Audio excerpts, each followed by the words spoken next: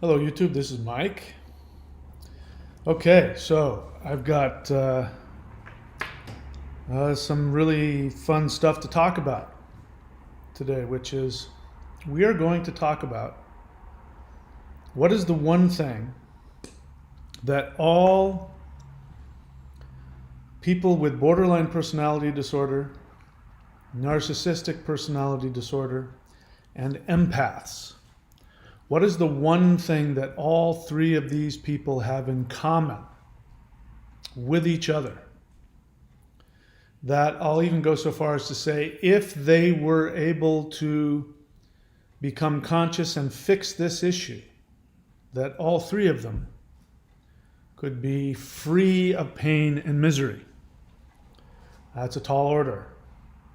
Theoretically speaking, though, what is the one thing that all of them share? Borderlines, narcissists, and empaths. What is the one thing they all share that if they could just fix that one thing, they would be free of pain and misery? What is that one thing? That one thing is that they all suffer from a maladaptive defense mechanism to their own non-existence. This is the biggest fear of all of them, that they will be snuffed out of existence, or that they will become conscious of their feeling that they don't really exist. All of the interactions that they have and the maladaptive interactions with people, the destructive relationships, destroying relationships, chasing after bad relationships, or the pain in between relationships, if we're talking about an empath, this is all a maladaptive defense mechanism to the overwhelming feeling that they either are or are about to be completely snuffed out of existence. It's a fancy way of saying not having an identity. So I'm going to go into each one of these things. So, before we go any further, you need to know what this channel is all about. This is the Surviving BPD Relationships Breakup channel. It is designed for people who are not suffering from a cluster B personality disorder, who have been or are currently in a romantic, intimate relationship with a cluster B, specifically, in my experience, a borderline and or narcissistic personality disorder person. And this channel is designed to help these people find their sense of self back, their joy of life, if they've ever had it, to understand that what you've been through is not normal, and to understand that what has happened to you, the trauma that you've experienced from this relationship, has put you in a state of complex post-traumatic stress disorder, which means it's not going to go away on its own. You're suffering from, you're on a hamster wheel of craziness and pain that was not entirely of your own making. You have to listen to my words very carefully. I choose my words very carefully. Was not entirely of your own making, and that this pain will not cease on its own. And I'll go even further to say that you have an unconscious vested interest to stay on the hamster wheel and to stay in pain. And I am the monkey wrench that is going to screw that up. I am going to put the stick in the hamster wheel so that the hamster goes flying off the wheel and you have to make a choice. And I tell you how I completely healed myself from the most destructive relationship I've ever experienced, the most intense, toxic experience of my life, which is saying quite a lot. And that was being in a romantic relationship with one of the most beautiful people I've ever met and ever known, and I mean that, on all levels. She happened to have, however, this incredibly toxic personality disorder, which comes out at its worst in romantic relationships. If people are come onto this channel and they're borderline, I'm not here to stigmatize you. In fact, I'm probably one of your most ardent supporters and defenders if you actually spend the time to watch me talk about BPD. But my main focus is to help the codependent or the empath to heal and get their life back. So we are all in this together. Borderlines, narcissists, empaths, we are all in this together. We are, unfortunately, we are uncomfortable bedfellows. And we are more alike than we are different, which is why we connect to each other. So welcome to the channel if you're new. The way that this works, the way that I like to do my channel is that this is a question and answer. So the two things that I prefer that you do is you ask me an honest question about the subject. If you have a question, because sometimes there's a lot of people, do me a favor, write the word question in all caps and then write out your fully thought out, expressed question. The other thing that I like is if you have an honest feeling. So a feeling is, I feel angry, I feel sad. When you said this, I got angry at you. When you said that, I related to you. You know, honest feelings. Those are the two things I want from the chat. And if you're not going to do that, then, you know, get out your popcorn because I'm going to take you on a journey. All right, so let's get to the topic. Hopefully I explained everything well.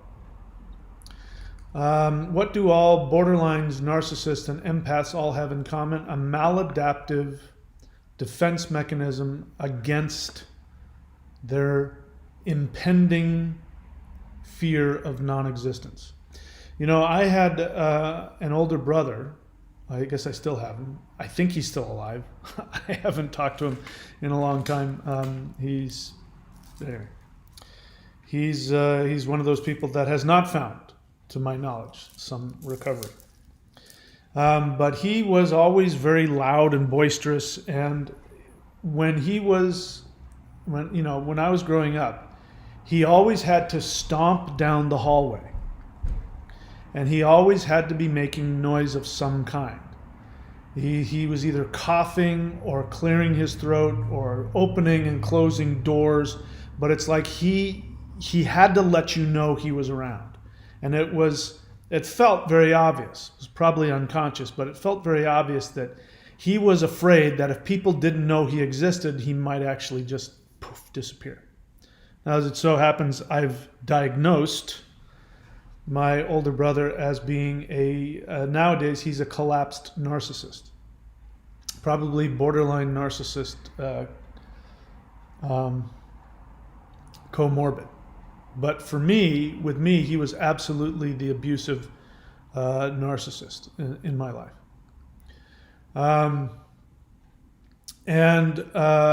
If you know, the feeling I always have whenever somebody riding a motorcycle, not like your average motorcycle, but the really loud, well, even normal motorcycles, because, you know, you can get electric motorcycles, by the way, that make zero noise.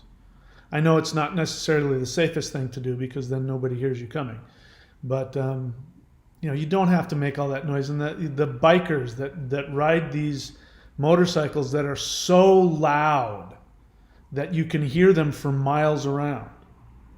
Well, the experience I always have when I hear that is that there's somebody who's afraid, just like my brother, that if you don't hear them, they won't exist, which means, that's right, I woke you up in the middle of the night with my very loud, you know, tricycle.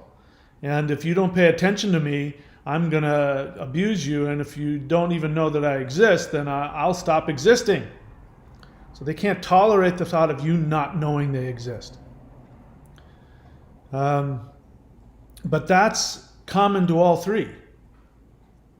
The empath. The empath, what is the empath, the borderline, and the narcissist? What is it that connects these two? All right, so if you go on to your average self-styled coaching super empath YouTube channel, you are going to hear very often people will state as fact, and people have done this on my channel, stated as fact that there is a spectrum. That on one side of the spectrum is the good empath, and on the opposite side of the spectrum is the evil psychopath. And on these super empath channels, they will go into their whole channel is devoted into destroying the narcissist. And they spend all this time talking about how they have empathy and the narcissist doesn't. Now, they're not entirely at fault for this, because psychology says the same thing. It says, the difference between the narcissist and the non-narcissist is that non-narcissists have empathy and narcissists don't. That's why narcissists are so this and so that, and et cetera, et cetera. And I've shared with you my feelings about that. I think that's an incomplete understanding, which I think, and I can't say this for a fact, I haven't proven it because I'm not an expert in the field of psychology, so I don't have years of study. This is just my opinion. I'm happy to be wrong. But my opinion is that simply defining narcissism based on empathy, or making that a defining hub of what makes somebody a destructive, impulsive person, is their lack of empathy. I think that that only gives, as the motorcycle drives past, that only gives the narcissist a justification not to change their behavior. And it sort of puts them in a bubble, because it says that if you don't have empathy, you're incurable. And if the narcissist's experience, listen to my words very carefully, if the narcissist's experience is that they don't have any emotions or empathy, then they will also come to the conclusion, because the psychologist and their own experience has told them that they can never recover. My opinion is that I don't think that's entirely accurate. Haven't proven it yet, but I'll share with you my thoughts about it. So you've been taught that there's this dichotomy between the narcissist who has no empathy and is evil and is bad, and the empath who has nothing but empathy and emotions and is good and loving and kind. And I have done my best to throw a monkey wrench into that as well. I'm here to tell you that in my experience, none of that is completely accurate. In fact, empaths, and I'm going to share with you an experience, empaths can be just as destructive as narcissists, even though they're full of empathy. And then you have the borderline in the middle, and the way that we classify the borderline is we say the borderline sometimes has empathy and sometimes doesn't. We all know that the problem that we experience if we're in relationships with them is those times when they don't have empathy, when they are psychopathic, when they are, quote, splitting. And what both narcissists and borderlines, if they could get it in, and I don't know if this is possible, but if they could get it into their system to understand that their internal dysfunction and their emotional dysregulation and their intense feelings and their impulses or lack of feelings and all of that is not what makes us think badly of them. It's their destructive behavior towards us. It's the only thing we care about. But because they've been told, well, you lack empathy and you have this mental illness, which I'm not trying to deny, because of those two things, you'll never be able to function, and you have no value, and you have no worth, and you're horrible. And so they take their own self-directed negativity and they justify where they are. I just got, not too long ago, this happens all the time. By the way, if people leave comments on the YouTube channel and then delete them thinking that I don't see them, you're wrong. Every time somebody leaves a comment, it shows up in my email. So in my email, I'll see the full comment, and then sometimes I'll go to either look at it or respond to it or block it if it's abusive, and then I'll find the comment has disappeared. But I saw it. You can't take it back. You have to rein in your impulses. Maybe you should write it down in an email and send it to yourself, and then look at it a day later and decide whether or not you want to send it. I'm laughing, but that's actually a pretty good strategy for anything. You know, that's something I've had to do myself many times. I've sent emails to myself about what I really want to tell somebody, and then the day later I look at it and I go, no, that's not gonna. No, I'm not gonna send that. But this person left a comment saying that because of whatever I had said in the video, that they hate themselves and now they feel like killing themselves, and thanks a lot, Mike. And I wanted to respond with, what a shock. A borderline took what I said out of context and reacted to it dramatically, blew it out of proportion, and then tried to punish me by threatening to kill themselves. What a shock. Because they say their first line was, I'm a BPD, and I'm shocked. Really? You're going to threaten to kill yourself because I said something? Oh my God, what an absolute shock. But anyway, so I'm getting off the topic. So we are on a scale. So those people on those super empath channels are correct in that there is a spectrum. A spectrum is a better word. It's not, on one side, because they want to tell you the absolute truth is on one side of existence is absolute good, which is the empath, and on the other side of existence is absolute evil, which is the psychopath. And that the average person is right in the middle. They look down on people who are on empaths as the average person. The super empath is the most loving, most amazing. They're star seeds. They're not humans. They were born on stars, and they're star seeds. They are earth angels. They're not humans in human bodies. They are angels who are forced to be human because they have so much intense feeling. And then there's the average person who, they have some empathy, but they don't have as much as me. I'm a super empath.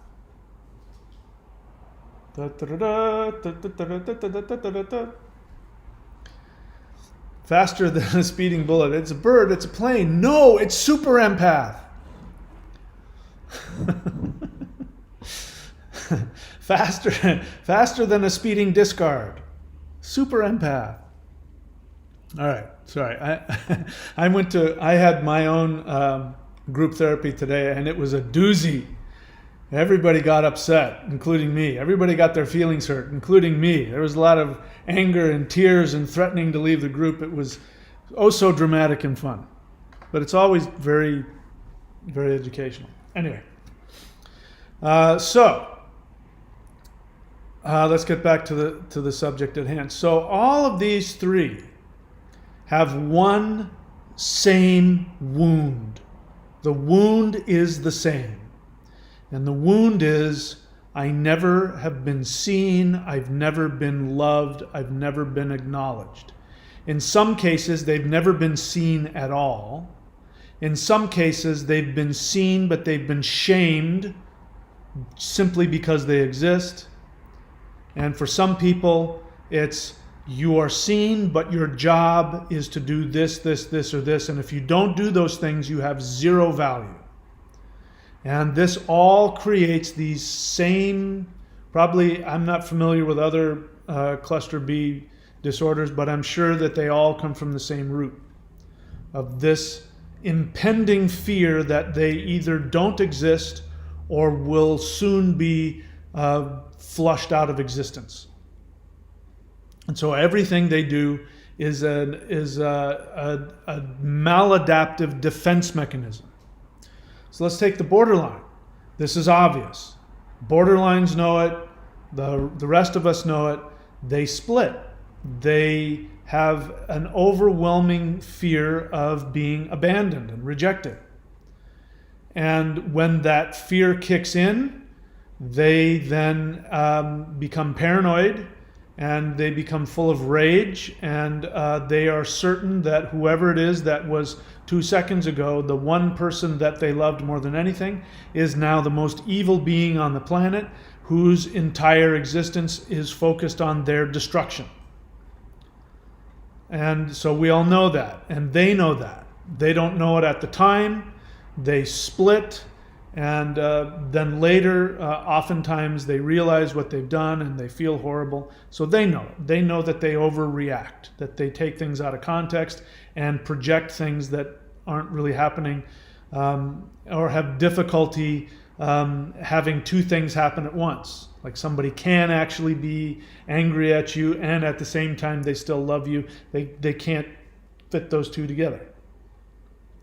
So we know that that is a maladaptive defense mechanism. We understand that. They're trying to defend themselves from being discarded, being abandoned, which of course was the original wound. In some way they were neglected, abused, shamed, which maybe even outrightly traumatized in a huge way, and it caused this wound of the fear, the need for love, and the horrific fear of abandonment.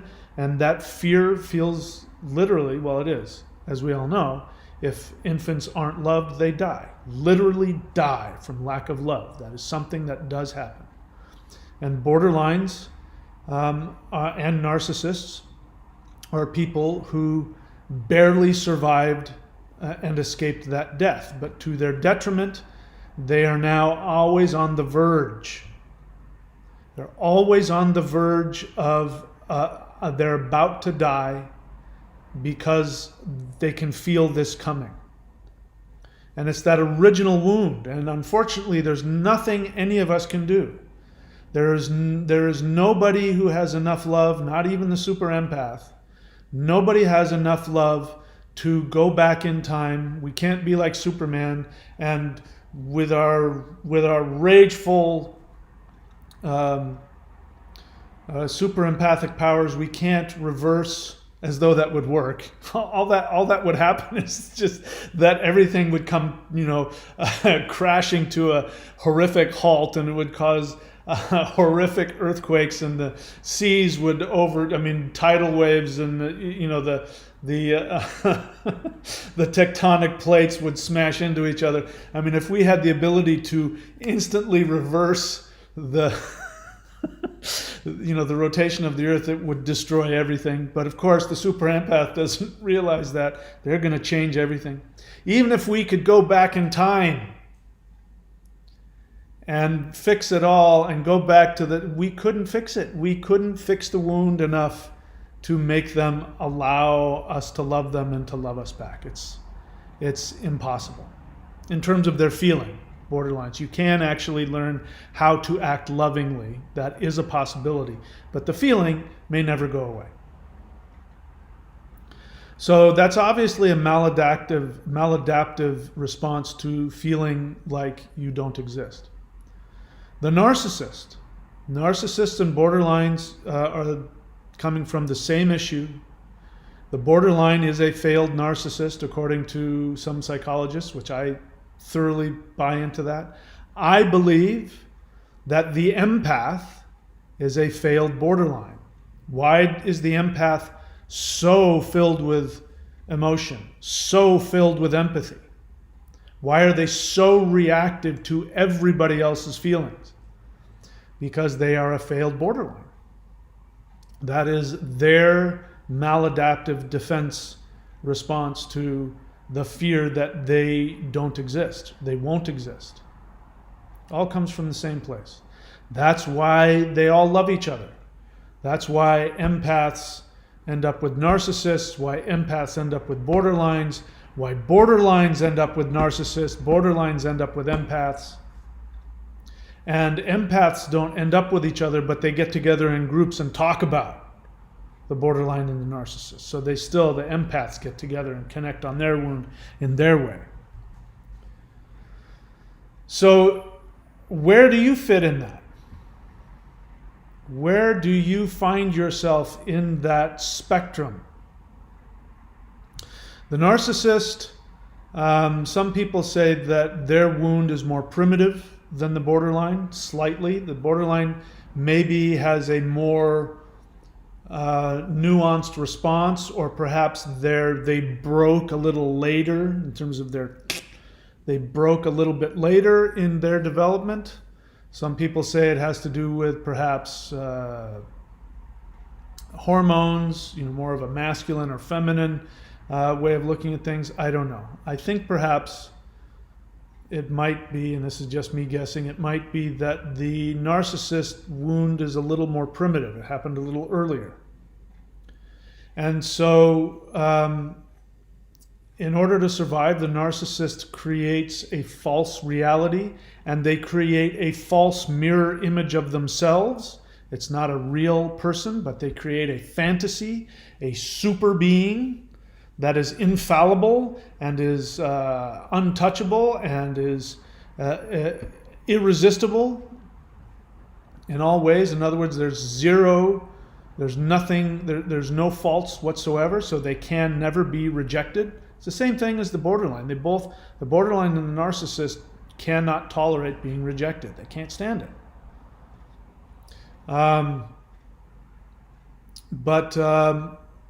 What the narcissist is trying to avoid is the death that is trying to overtake them with the realization that they don't exist.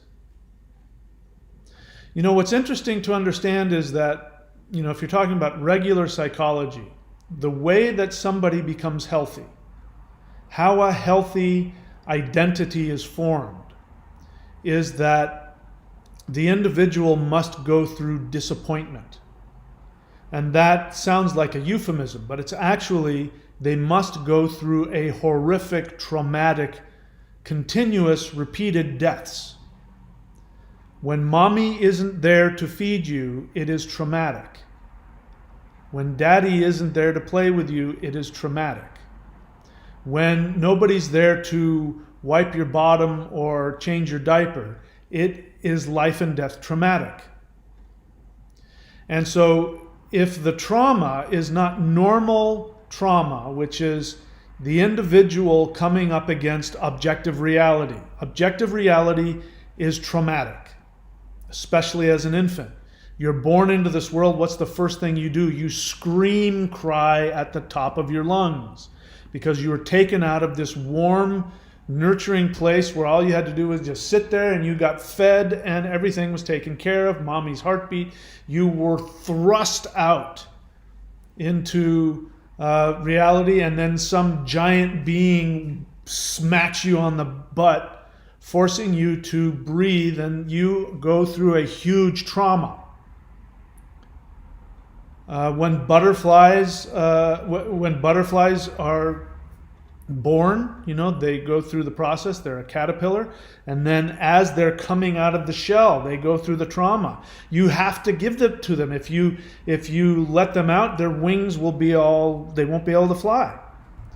When birds peck themselves out of the egg, it's traumatic. But if you let them out, you're not helping them. You have to let the child bump up against the trauma of objective reality, and for that child to overcome that. For the child as that grows up, the normal trauma of being disappointed, and it is little kids, 2-year-olds, 3-year-olds have temper tantrums, right? They pound and they scream and there's nobody that's raised a kid, thankfully I haven't. There's nobody that's raised a kid that hasn't seen that. And they know that's part of it. It's no fun to be around, but it's tolerable. But this is what borderlines do and narcissists do. They have these temper tantrums, but in the body of a full-grown adult, it's outright traumatic. It's horrific to be around, and it's dangerous psychologically, emotionally, and physically.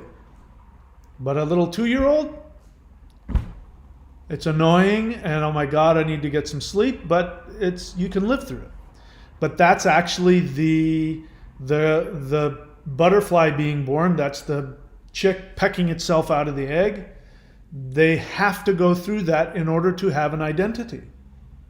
So what happens with the narcissist is that they are denied that in multiple ways. They're either shamed out of their feelings.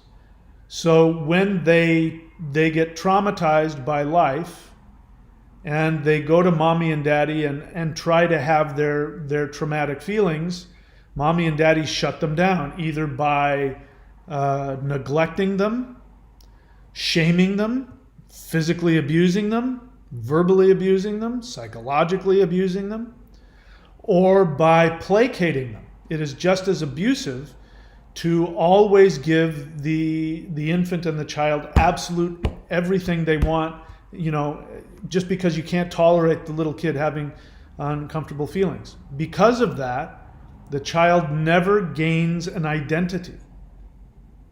Because the main lesson of everybody is that it's okay to have your feelings. The main lesson of mommy is that when you go through the trauma of not getting what you want, you scream, cry. If you're an infant, mommy picks you up and holds you and, talks on the phone while you scream, and she doesn't get flustered by it, but she still holds you and she takes care of you.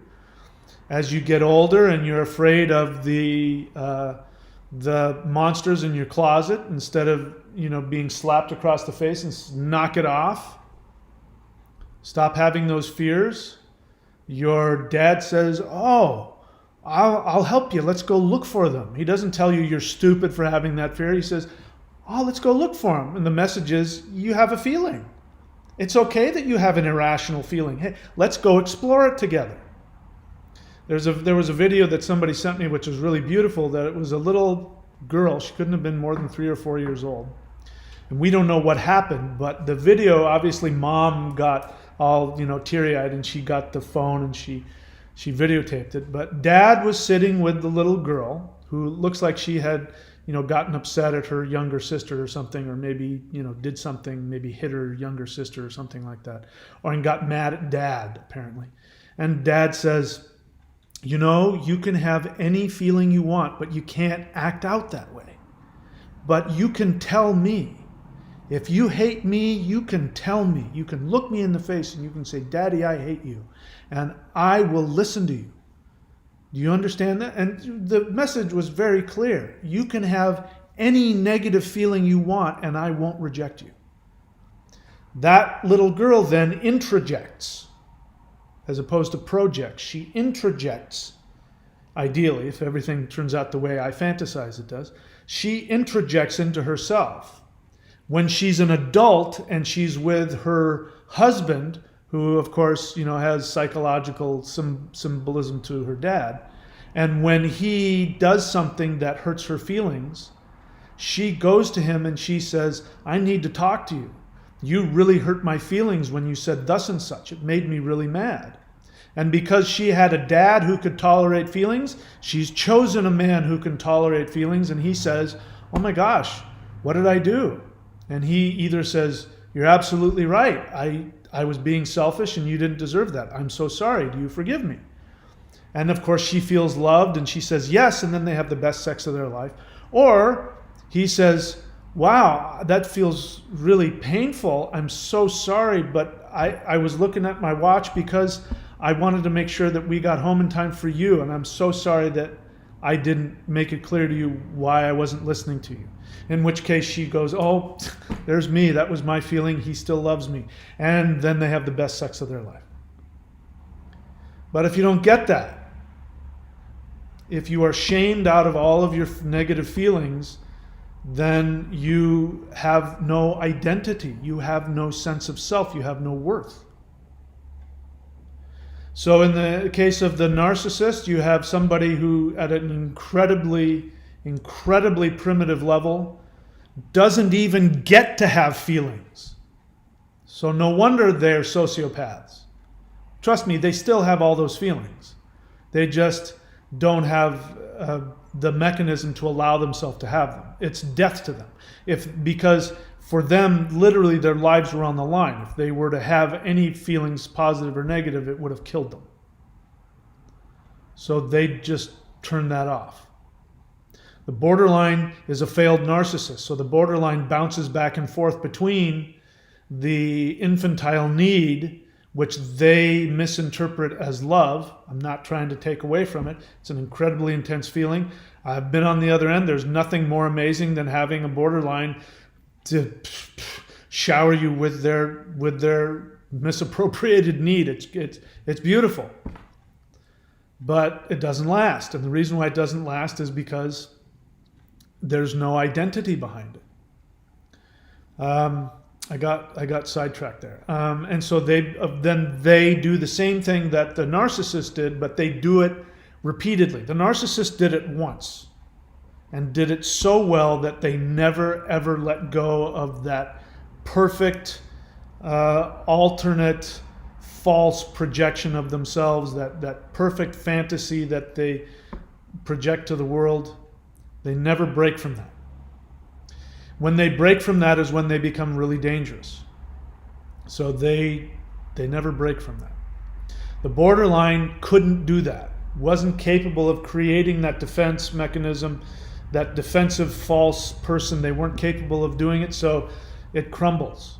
And so they operate primarily from the very empathic, very loving, very needy, very emotional, very sexy, very fun. They operate from that, but that then has to then be balanced by the psychopath, the secondary narcissist, which comes out whenever they start to actually get the love that they want. They're deathly afraid of being completely consumed. So the ironic thing is that you're being told by the borderline that I want you to love me, and the reason I'm mad at you is because you don't love me, and I know you don't love me. But the ironic thing is that what's really happening is that you are loving them. It's hitting home, and that beginning of actually being loved, which they've never truly experienced, the beginning of that feeling then stimulates their original wound, which is intolerable. The wound of being abandoned and rejected, which is intolerable, and it was lethal to them. So they re-experience, I'm about to die, because they're afraid that your love will destroy them. They won't have any self left. That you will gobble them up. Again, ironically, because that's what they do. They feed off of your identity and your emotions, and they do the exact thing that they're afraid is going to be done to them. And then there's the empath. So where does the empath fit into all this? The empath who has all of the feelings, the empath whose cape is fluttering in the wind, who I love everybody. In the last live stream, there was an unfortunate individual who came on and asked the question, because this is what I do, unfortunately, asked the question, don't we codependents have good points, meaning we're empaths? In which I started to then explain to this person in my my direct and abrasive way that no, that's actually this feeling that you have of being this empath, and you want to use that as a badge of honor. That's actually your narcissism, and that's actually incredibly destructive, and it's abusive. You're taking people hostage, and of course, the empath has no conscious awareness that is what's going on at all. And they double down, which is why I tell you guys, just ask honest questions. Don't double down. Don't defend yourself. All you're going to do is provoke me to go deeper. You really want me to reveal you to the world? You're not going to like it. Which is what happened. Provoke me into saying, let me explain to you on a deeper level what this really means. So let me give you an example. So the empath loves everybody all the time, and all they do is give and give and give and give and give. In fact, they live for it. They live for giving to others, loving others, fixing others, helping others. They get joy from loving and healing and helping, right? But the real question is it truly love? Because love is something you do because that is what is in the best interest of the other person, not because you get anything from it. The only person who truly has unconditional love is the mother for the young child. That's the only time you will ever see true unconditional love, assuming she's healthy. The baby cries, the baby screams. When you're changing their diaper, it pisses in your face, poops all over you, bites you, tells you I hate you, throws blocks at your, disobeys you, destroys things. And the mother never stops loving, ever. The mother always forgives and always loves and never takes it personally. That's what babies do. Now, the unhealthy ones we know of, they take it personally. You're not a perfect child. You're going to get the back of a hand, or you're going to get put in a closet, or you're going to be shunned or some other way shamed out of your feelings. So if the empaths are exactly what they say, then that means that no matter what they do, no matter what they say, they will never be hurt. They will never get angry. And yet, what is it that we associate with the super empath? The supernova. And what is the supernova? When the super empath, according to them, takes so much that they can't take anymore, and they explode and they go supernova.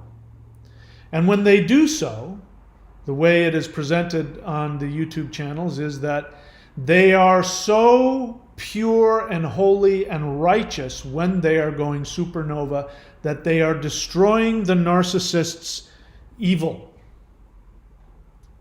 And so there's no judgment. However, if you talk to them, they'll then say, but then afterwards I go into a depression, which is, in other words, they realize that they get angry at themselves for having anger to begin with. But here's a really common scenario that I have experienced many times personally, as well as in therapy. In group therapy, this happens a lot. I've been in group therapy for 20 plus years. And this happens a lot. And this is, in group, at some point, the whole point of group, by the way, is to trigger you to regress. It's not that people try to do that, but that's just what happens. People start to have feelings, unconscious feelings come to the surface, and that will either their lack of consciousness in expressing it will trigger somebody or regress them, or in the case of a lot of codependence, just somebody starting to have anger, even if they're not directing it at anybody. But they'll start to talk about it. It wouldn't matter what the feeling is. It could be anger, it could be sadness, it could be lust, it could be, it doesn't matter. It depends on what person's button is. But let's assume it's anger. Let's take a super empath who was born in a home where anger was frowned upon unless it was done by the abuser, the angry father. In my case, the angry older brother. I had an angry, very abusive older brother.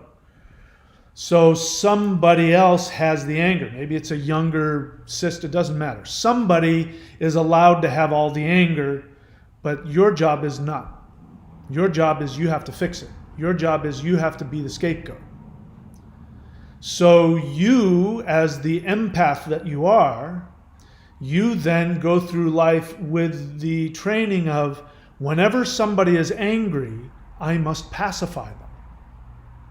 And so I've had this experience where I've been in group and I've been triggered and I'll start to get angry. My feelings will get hurt, or I'll get angry and I'll start to voice my anger.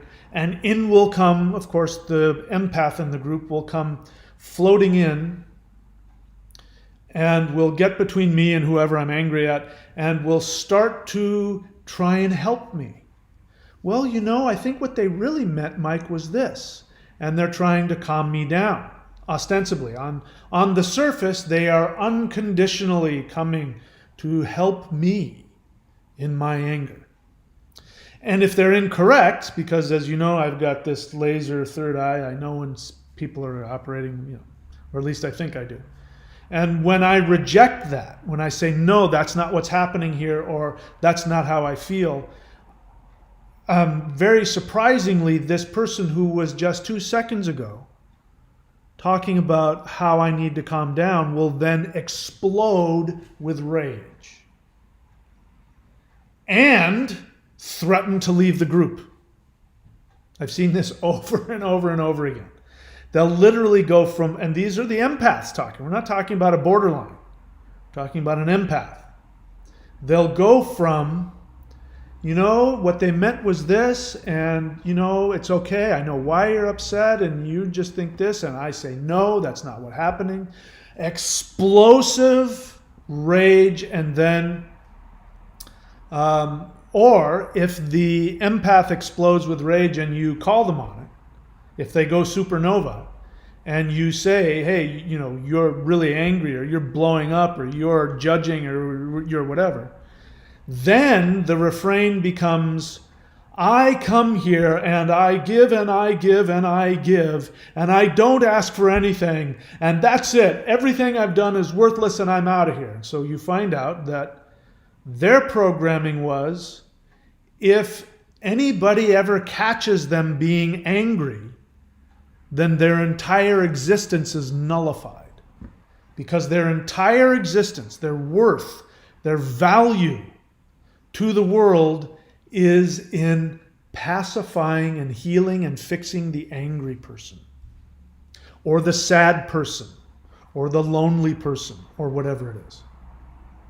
And so the empath is not operating from a place of unconditional love, because a place of unconditional love is like when you've got an infant and you're trying to, or you've got a cat or a dog and you're giving the dog a bath and the dog bites you, you don't reject the dog. You don't get mad at the dog because its instincts, especially a cat. The cat does not want to be put in the bathtub. It can't help it. You don't get mad at the cat for doing that. You don't reject it. That's unconditional love. But when you go to fix somebody and they don't let you fix them, you know how much unconditional love you have. When that happens, you get hurt, you get angry, you threaten to leave them, you walk out in a huff, you destroy the relationship. And this is going supernova. That's all it is.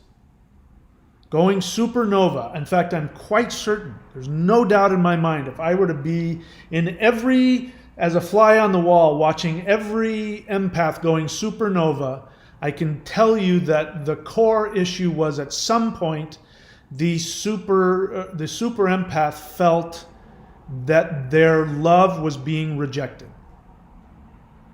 And when they finally feel rejected, they explode with anger, which means that their entire agenda in helping others is to be loved. But they don't acknowledge that. The narrative they give is, no, I'm just here to love you. I just give and I give and I give. And that works when you are with a borderline or a narcissist who won't ever follow through on the promise of intimacy. They give you the promise. You're this close. They're going to fall in love with you by tomorrow. Today, we talked and we came so close. We had the best sex of our lives. It's about to happen. I'm finally about to get them, and then I can put them in the cage and they will love me forever. And as you're just about to make them love you, they split on you. They reject you. And then what happens? Supernova. Or in some cases, the super empath, after having been discarded and after having either tried everything they can to get them back or waited patiently months or years waiting to be hoovered back, when they don't get hoovered back, they're being assaulted, they're finally, the discard is final and they're getting nothing but abuse. Their Facebook is being smeared, their tires are getting slashed, they have to, go in front of a judge because they were accused of something they didn't do. When that happens, then they finally go supernova. And it all comes down to the fear of not existing. The fear of not existing. The empath does not want to ever be told that they aren't perfect in whatever way it is. In some case, in my case, there's been a couple of experiences where I have called out the person that underneath their desire to be loving is huge anger. And when I call them on that, they get furious at me, and then I say, wow, that's really hurtful. You just got so angry with me. And then they get furious because they go, oh my God, you said that I was cruel and I was mean and you said this about me. And what they're saying is that my entire worth is based on me never getting angry. And you caught me being angry and you put it in my face, and now I don't exist. I have no worth because their entire worth is based on never getting angry. You're never allowed to get angry. Or it could be you're never allowed to get sad. I'll give you another example. My fiance passed away, and her friends, she had some girlfriends, and they all invited me to go down to the beach and have a ceremony to say goodbye to her. And it was only had been a couple of days, so I was emotionally a wreck. And somebody had asked me, would you like to say a few words? Please say something, your experience of her.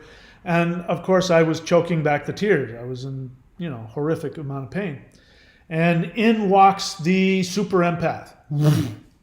Gets right in front of my face and starts saying, don't cry, it's okay, don't be sad, look at how beautiful the ocean is.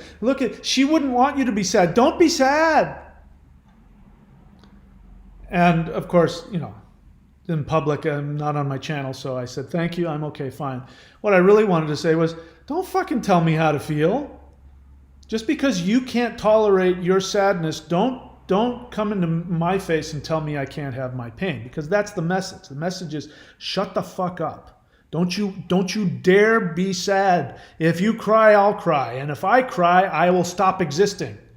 Because I was trained as a super empath never to be sad. I must always be happy, because when I got sad in front of my mother, she raged at me because she couldn't tolerate her own sadness. And my father would say, you better wipe those tears off your face or I'll smack them off your head.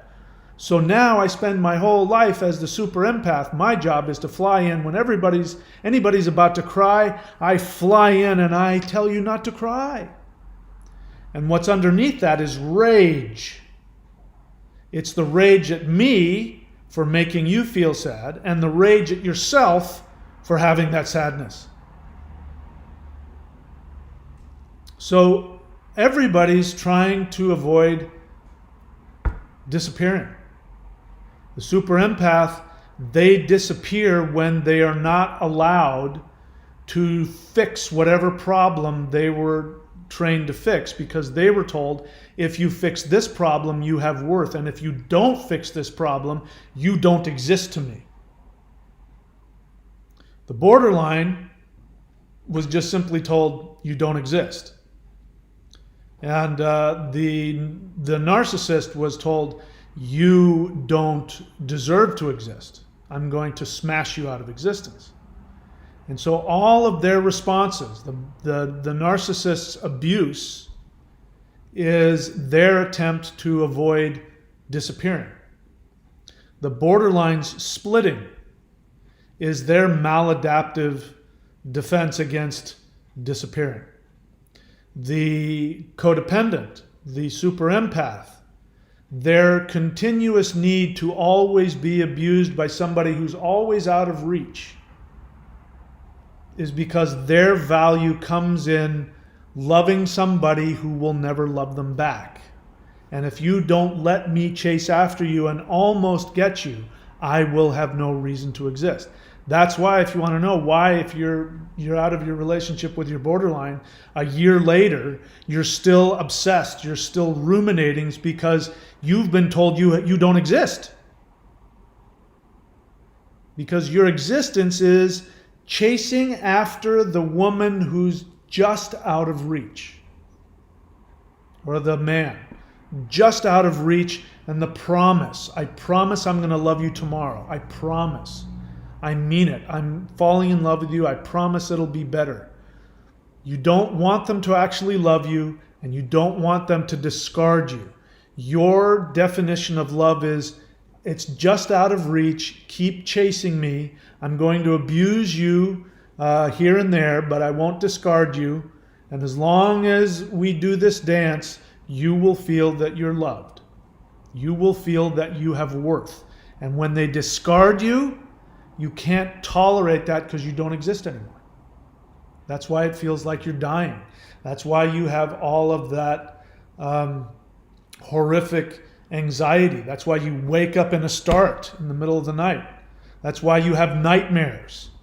That's why when the phone rings and it's her and you haven't talked to her in a month, you can't decide which is worse, to pick up the phone or hang up on her.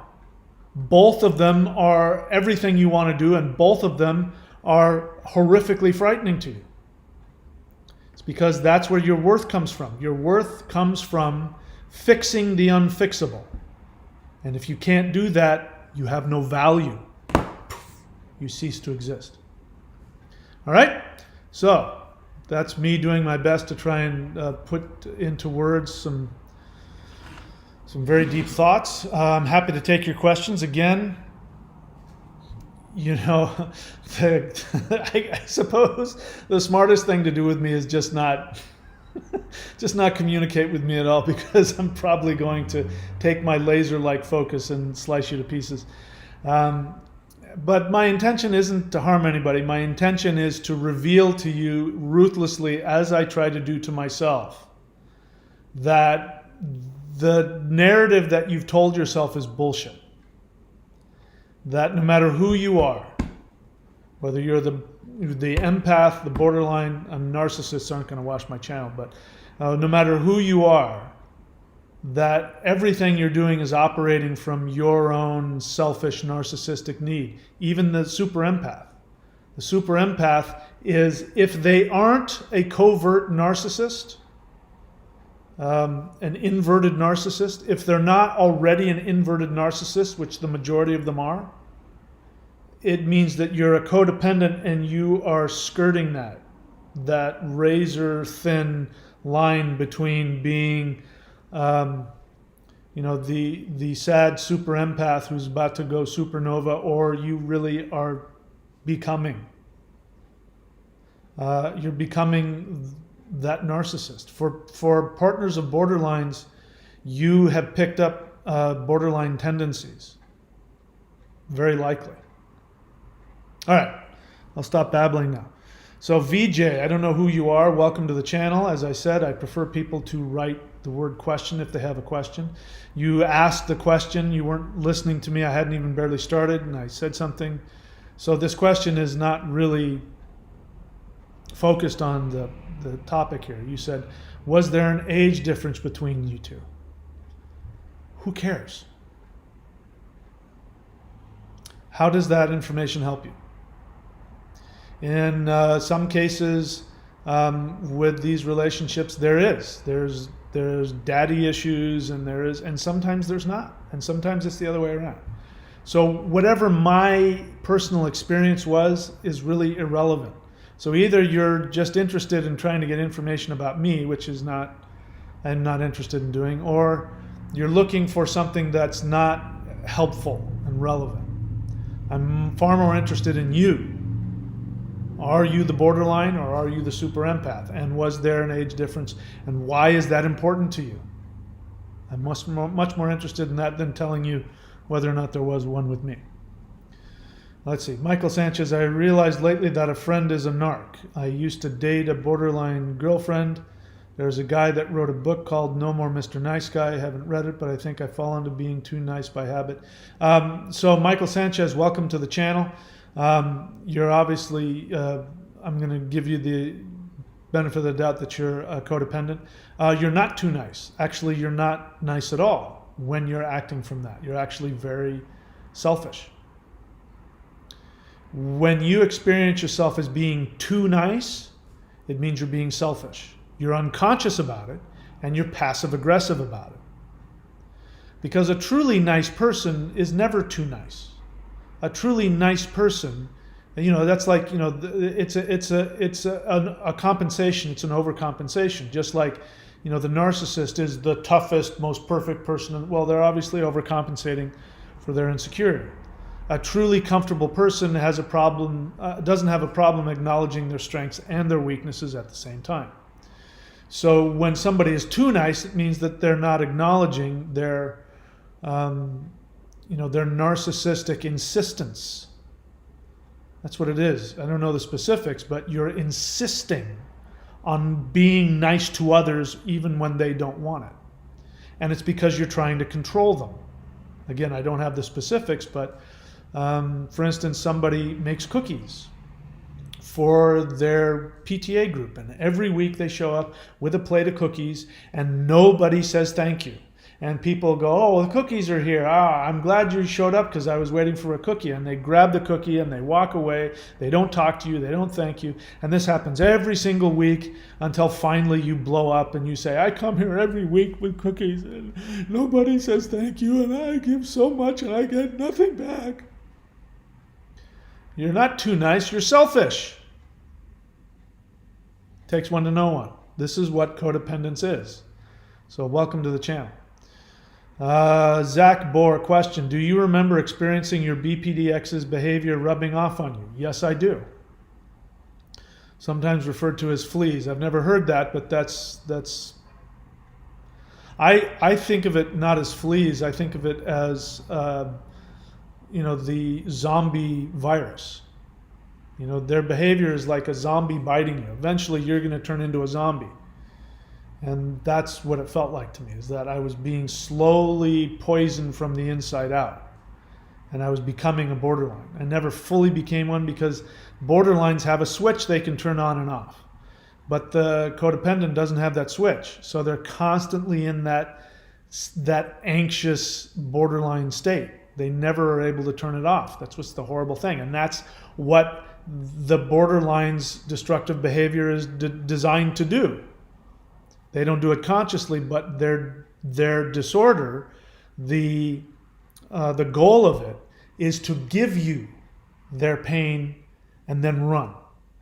And this is what happens every time that they monkey branch.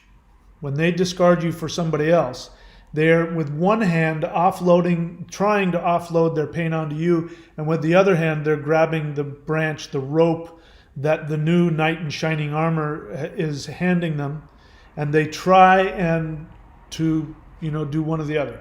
Offload the pain while climbing up the ladder. Never works. They think it works. It works momentarily in their mind, and that's why afterwards, if you've noticed, you become the worst person in the world.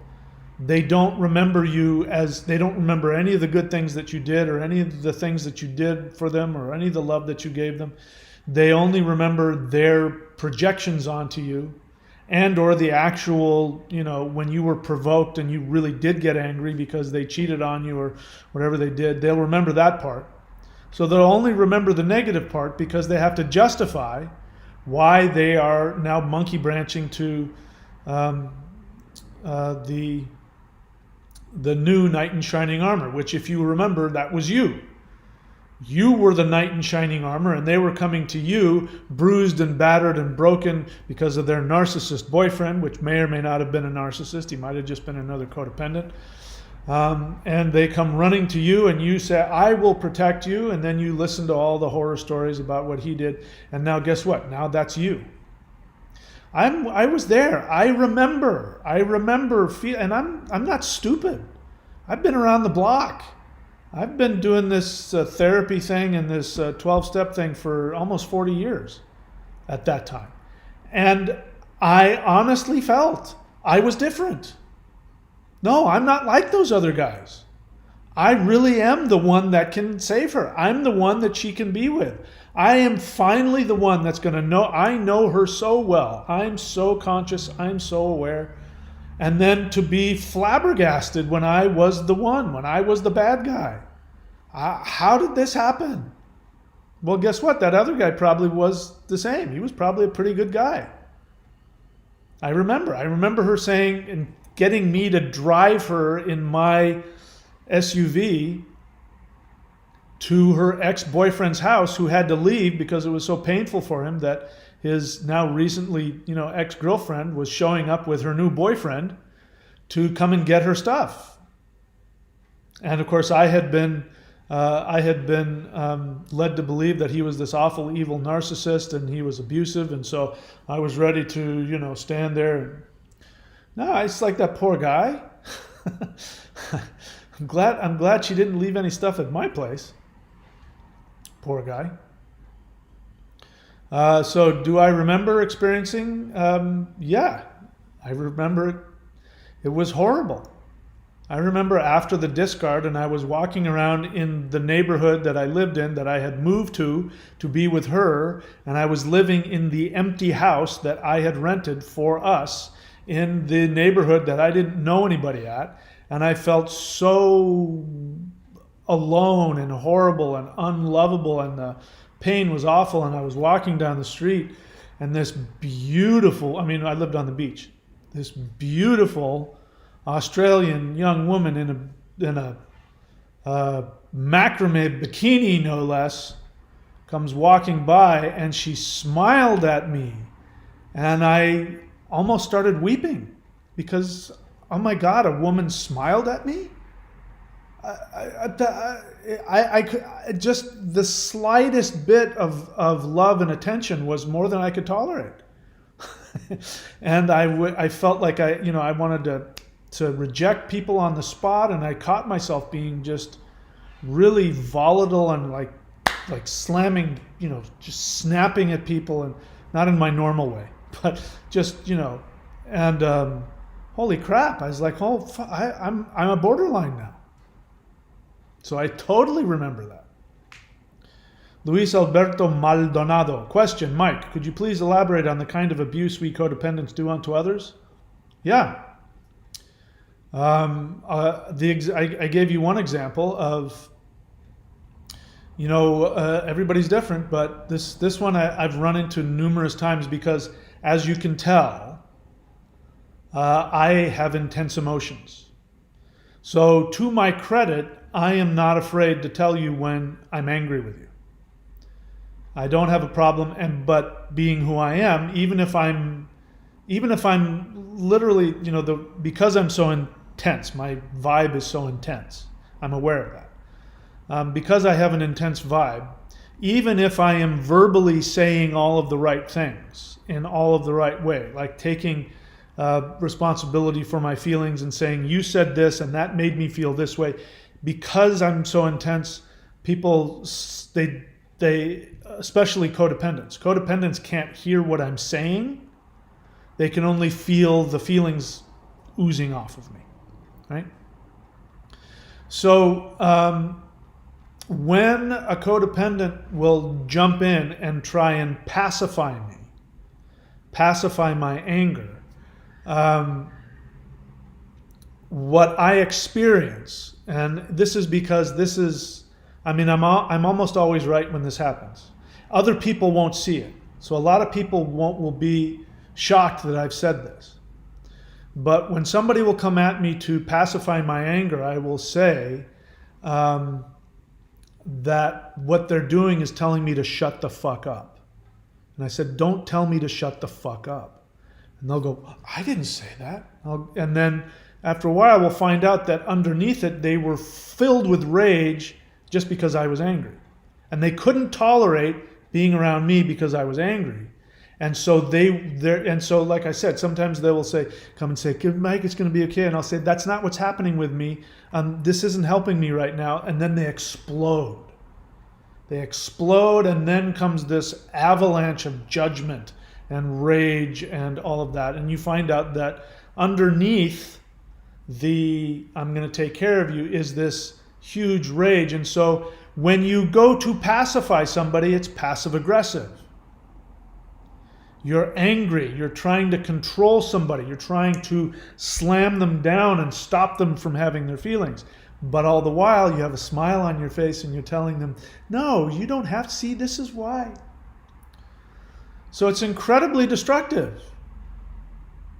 It's incredibly destructive when codependents try to talk people out of their feelings. When you try and fix people, when you're filled with this need to go and stop somebody from being angry or being hurt or being sad, it's actually very destructive. It's very passive aggressive, and passive aggressive, just because it's passive aggressive doesn't mean it's not full of rage.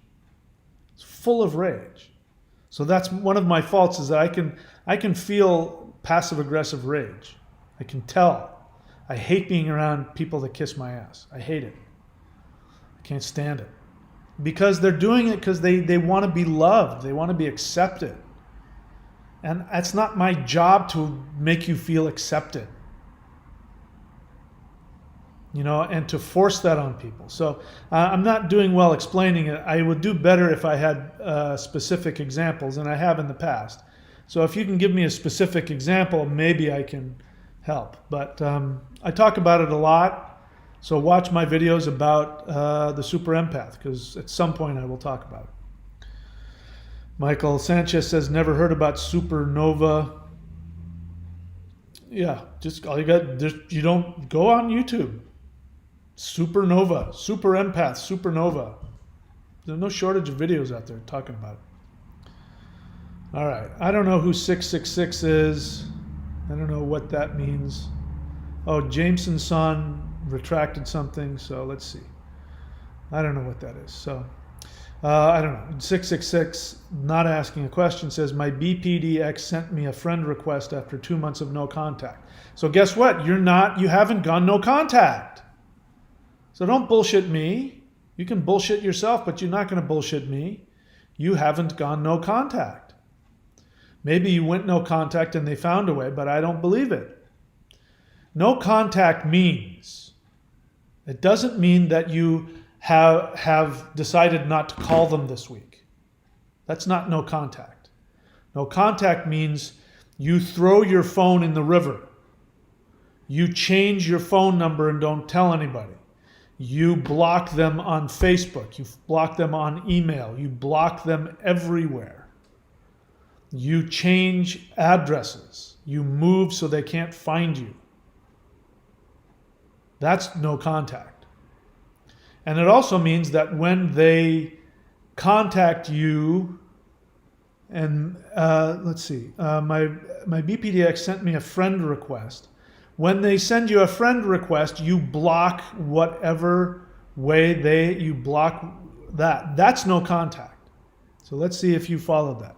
My BPDX sent me a friend request after 2 months of no contact when they discarded me out of nowhere over a text message and I declined the request. I feel guilty. I feel bad for doing that. Yes, so now let me explain your guilt. You ready? First of all, I totally relate.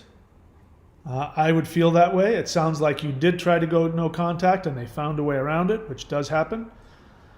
And you did the right thing. You declined their request. You should have also blocked them. You have to not just decline the request, but block them. First off, guilt is rage. Whenever you feel guilty about something, you are actually full of rage because that person is trying to take away your boundaries. When you've been told that your job is to let me take from you whatever I want from you, and you accept that, and they say you have to because I'm weak, I'm sick, you owe it to me, I'm the borderline, I can't help it, you're supposed to take care of me, etc., etc. That's them not respecting your boundaries, and you must give to them what they want, whenever they want, however they want. And that's going to make you rageful. But you've been trained, you're not allowed to get angry, because your job, your worth, your value is in meeting their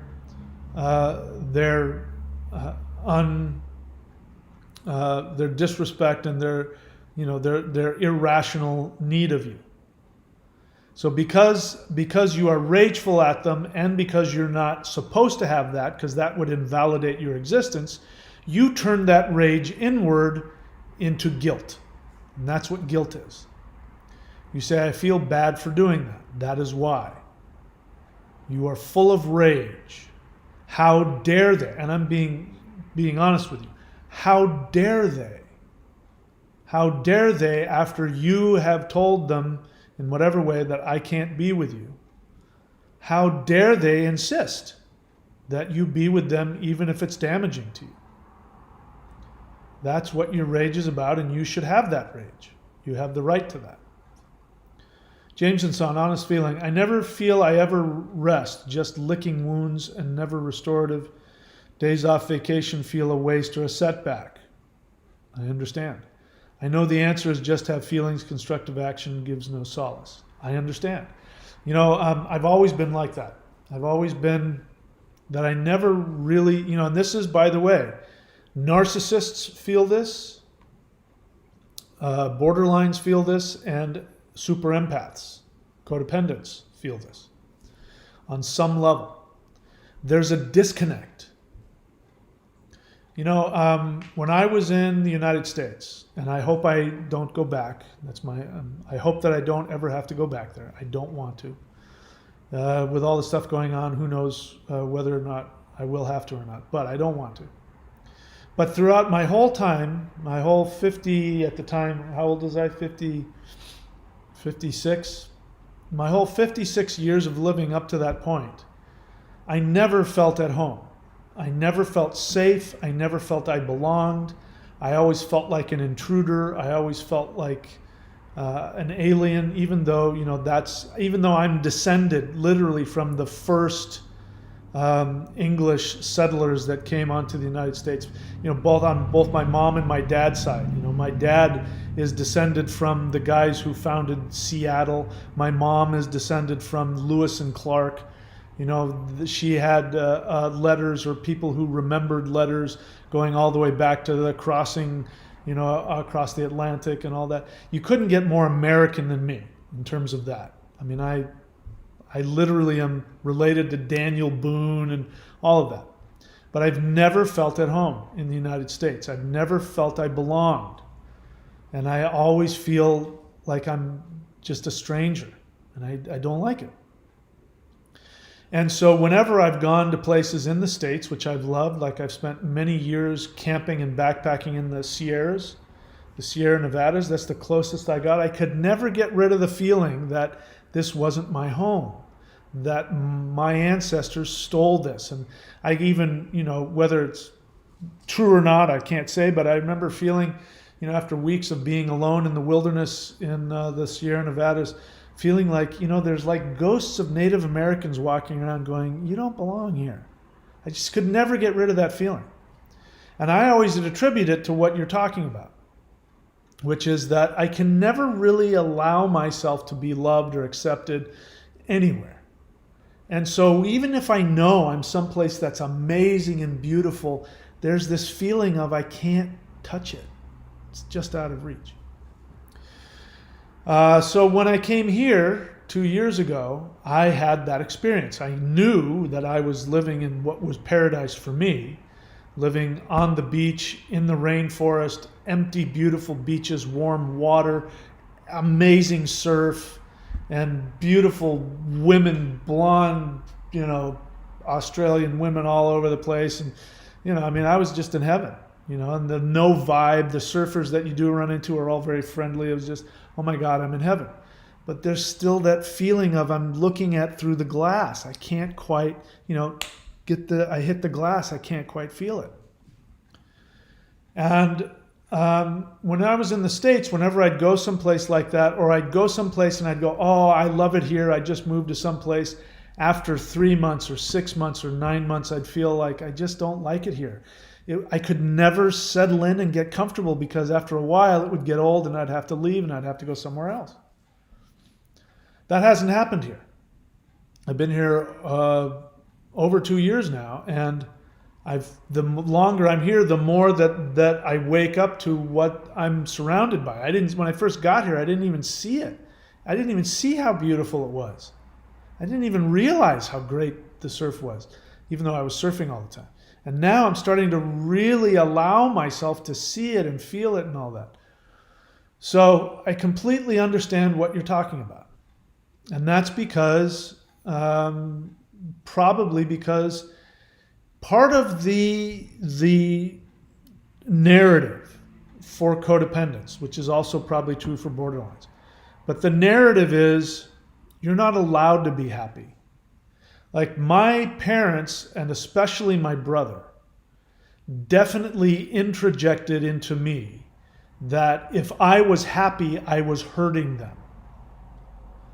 If I was successful, I was hurting my brother. If I was happy, if I met a girl that I liked, I was hurting my mother. If I got recognition in school, I was hurting my father. And so that, when you start to have all the things that you want, there's this programming that says you're bad for being happy. And so that creates this wall in order to protect everybody else and to exist, because that's the message, is your value is in whatever it is. You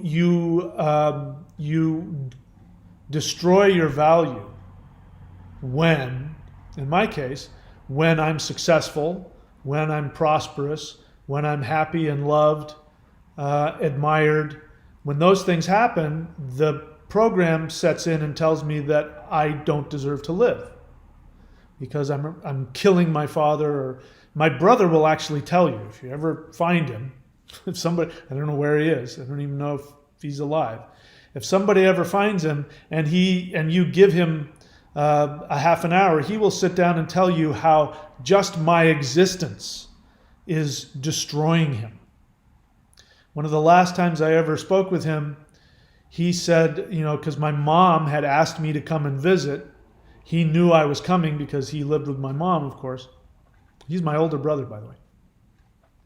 And he said, sorry, I got a seed in my mouth. And he said, and my mom might have even told me he said this, but he said that just knowing that I was in the same city made him so stressed out that it made him physically ill, and that was my fault. Just me being alive in the same city was enough to make him deathly ill. So the message is very clear. Your existence, your happiness is destroying me. Your job is to feel bad or destroy yourself or whatever it is so that I can still be alive. This is what you're talking about, Jameson. You can't ever allow yourself to fully go on vacation, to rest and relax. You're wasting time because you're supposed to take care of mom and dad. Your value, your narrative is, if you're not taking care of mom and dad and taking their abuse and not having a life, then you don't deserve to live. That's why it's so uncomfortable. If your borderline has discarded you and you're in pain, this is to everybody, it's because your value is in chasing after them and distracting them from their pain and letting them push me, pull you, abuse you, love you, reject you. You're supposed to let them do that. And if you don't do that, then you don't have any value. You don't exist. What else? I don't know why 666 keeps saying that's your problem. I don't know what that is. I don't like it. So this is just a warning. Anybody, if you're not conscious and with your communication. And, what does that mean? I don't know how that communication helps anybody. If that's directed at me, like that's my problem, I obviously don't want to hear that. If you're actually trying to say something constructive, actually try and put a whole sentence behind it. So I'm going to remove those things. If people do things I don't like, if I think they're abusive or destructive or even super, super unconscious, even if they mean well, I will block you, just to let you know. What else? Jameson-san, all right, I already looked at that. Again, question, is past lingering desire preference, again, Jameson, you will be served if you learn how to not think so much when you write. Try and limit, and it's not just the obvious thing of me being able to read it, but being able to narrow down to the feeling, to the core feeling. Is past lingering desire preference for dissociatives, like hallucinogens like salvia, pursuing said maladaption? Yes. I resonate with talk, but don't understand how desire for pursuing oblivion and relief in non-existence fits. Well, that's what you're trying to do. You're trying to experience that. Everybody's doing that. Borderline does it, the narcissist does it, the alcoholic, the drug addict. Everybody wants to dissociate from their feelings, which is a form of suicide. Drug addiction, especially like people who are addicted to opiates, they're suicidal. It's a form of slow suicide.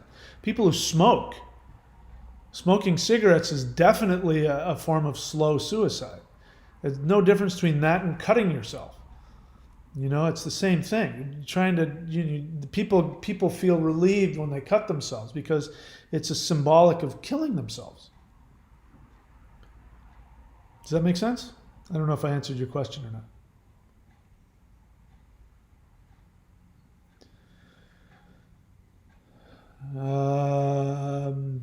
All right, so 666 says, I'm right, you didn't block them. Yeah, so that's not no contact.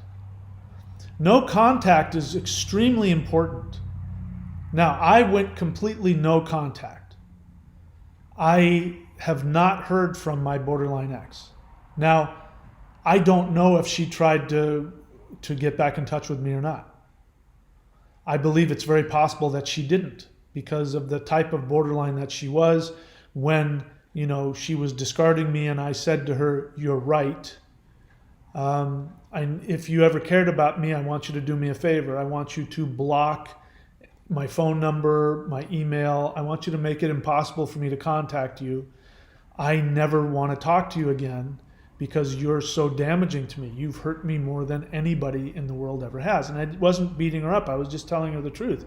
And I was setting that boundary for myself. She's the type of borderline that it's possible that may have hit her so hard that she would never, she'd be afraid. She'd get sick to her stomach trying to reach out to me. I don't know that. And so that's the point. You have to go no contact to such a degree that you don't know if they tried to contact you or not. Because even the knowledge of knowing if they did or didn't, like when you don't go no contact and they don't contact you, you now know they haven't tried to contact you. That's bad. That's not good for you. That keeps you in it. If you don't go no contact and they do try to contact you, now you know they tried to contact you and now you're in it. That's part of the game.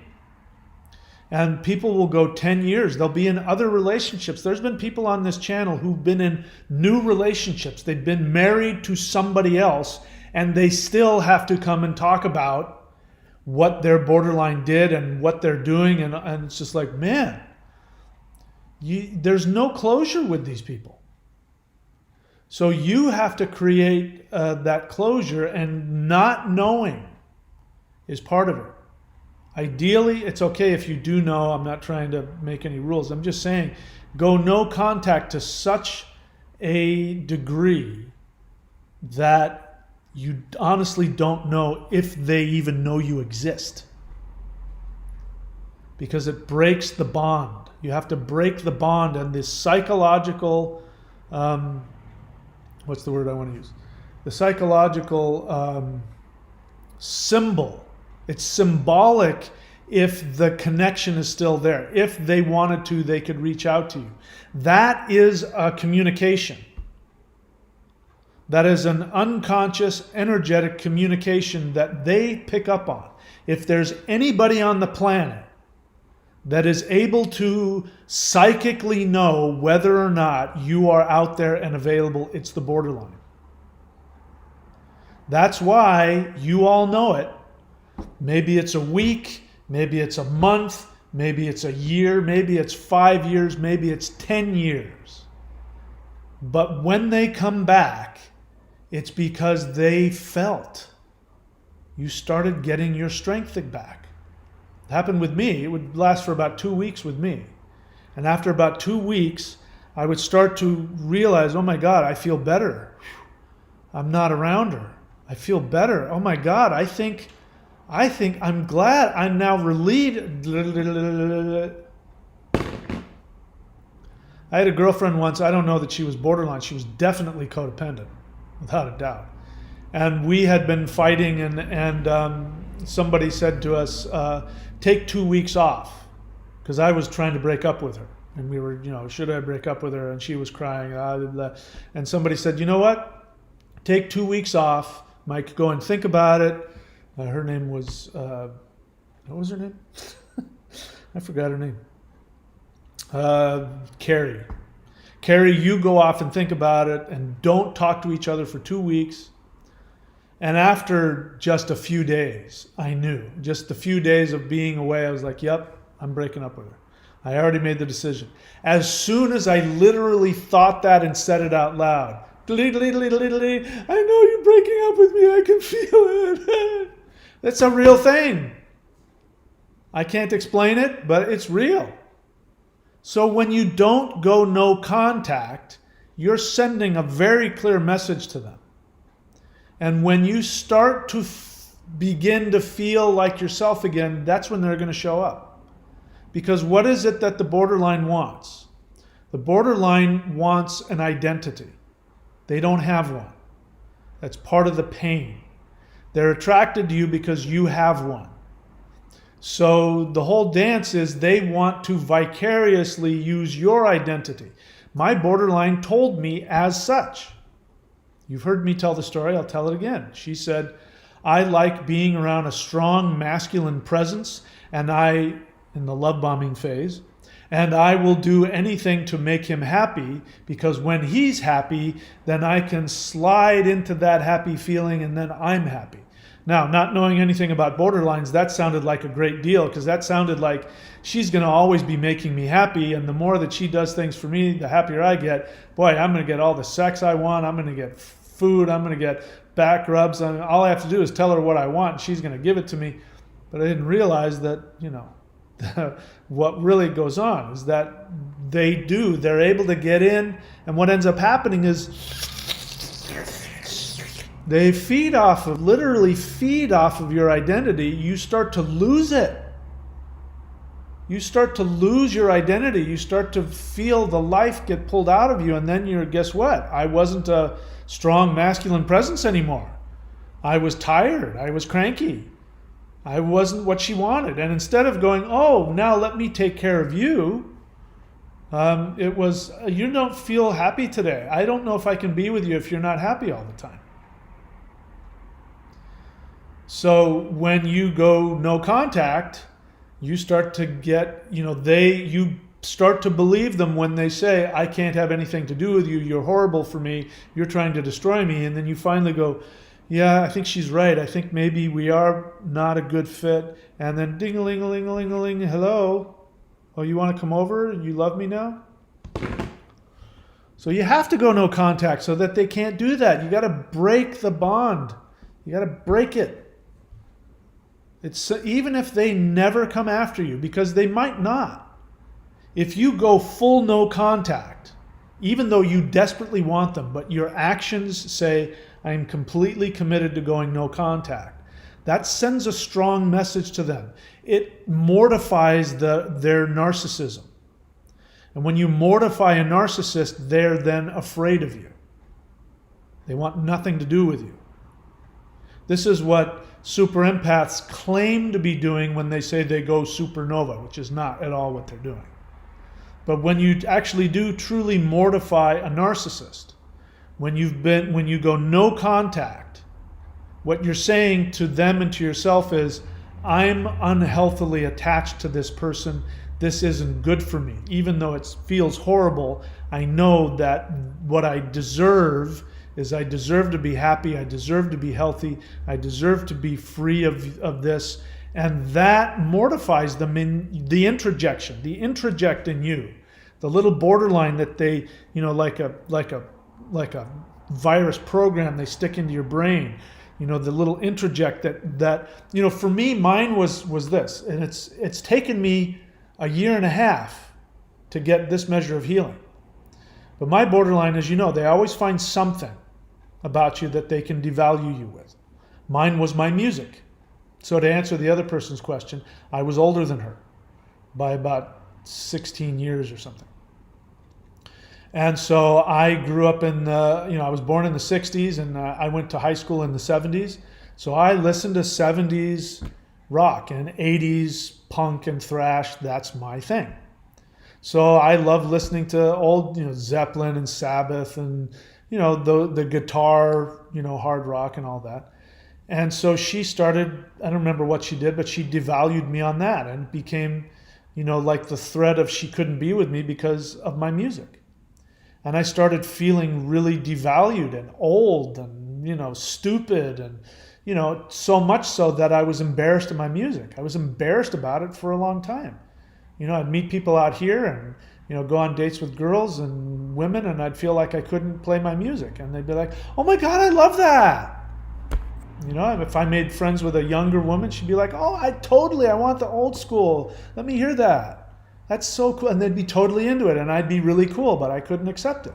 Because the introject in me, every time I wanted to listen to my music and make myself feel good, I would feel like shit. I would feel like a loser because of that guitar music, right? So, what were we talking about? Anyway, going no contact. What else? GTR. Mike, if you have a question, GTR, write the word question in all caps so I don't miss it.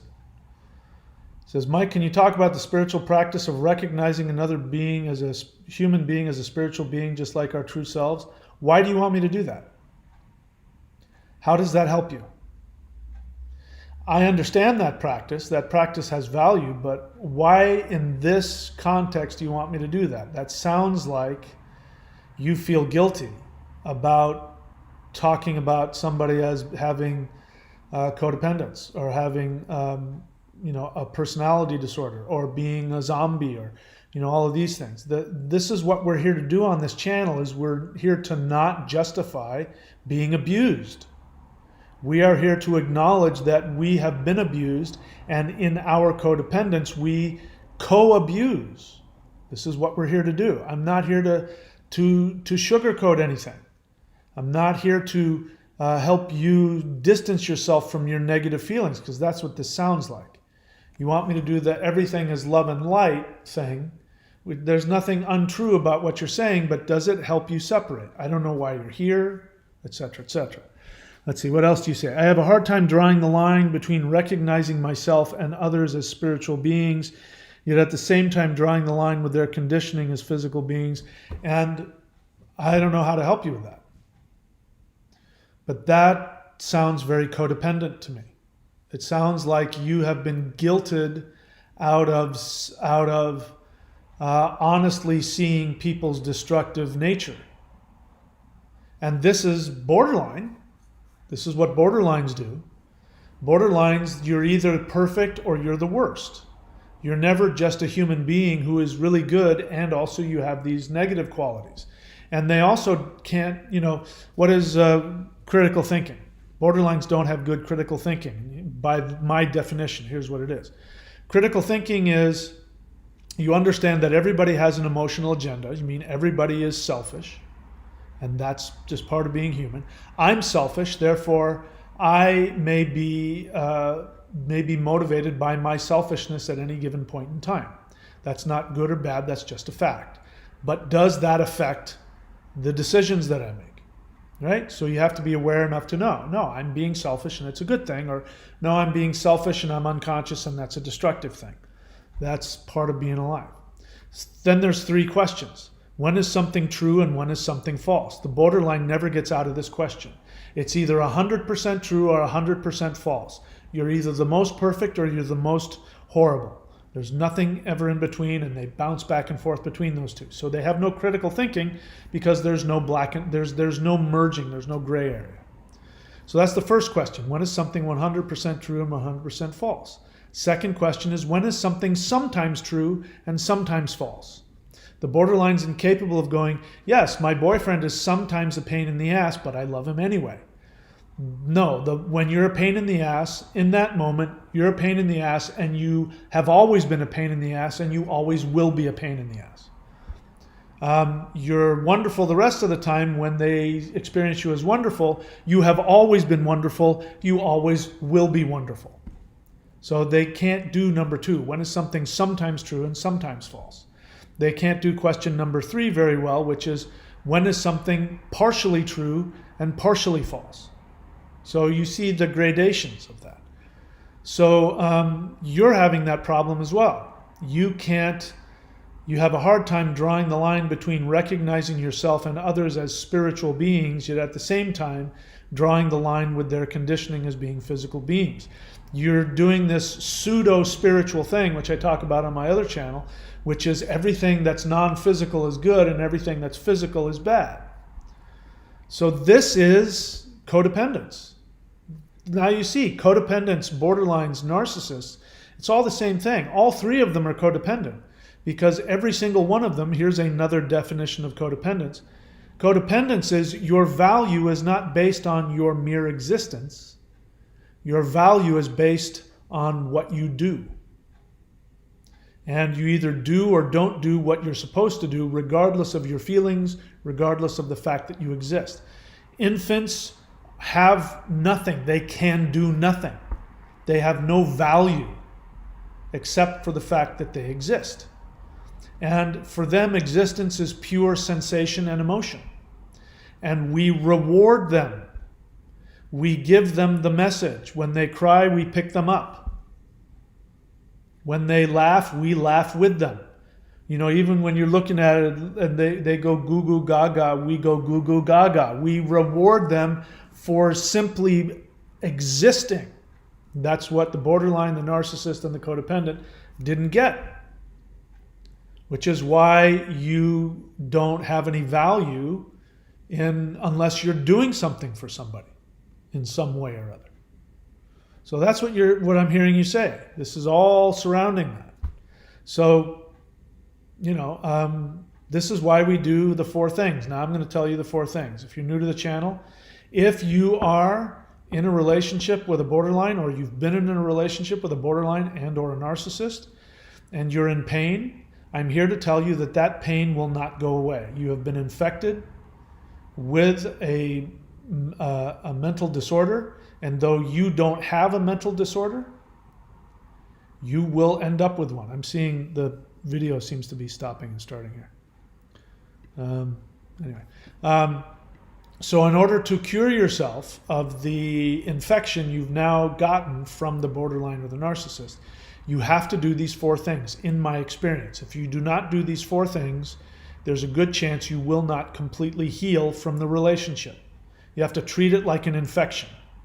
If you don't, then it might go away and then come back, go away, come back, and then it might come back and be so systemic that it destroys you. I've seen people with my own eyes. I have seen extremely evolved, spiritual, conscious people be killed by their interaction with borderlines, marrying them, having kids, staying connected with them. Literally gave somebody I knew horrific cancer and may kill them. That's a fact. And that's because you got to do these 4 things. all 4 of them. You do 3 of them, you might get it, but if you have multi-spectrum biotic, you got to do all 4. First one. Oops, that's not what I want to do. First one is you have to go completely no contact in the way that I've just described. Number 2, you have to work all 12 steps, and I'm giving you coda.org. Somebody else recommended ACA, which is equally as good. So is Al-Anon, Alcoholics Anonymous, Narcotics Anonymous, Cocaine Anonymous, whatever your thing is. If you've got something else going on, find a 12-step for that. It'll work. It'll fix it. You work all 12 steps of, in this case, coda.org with a sponsor.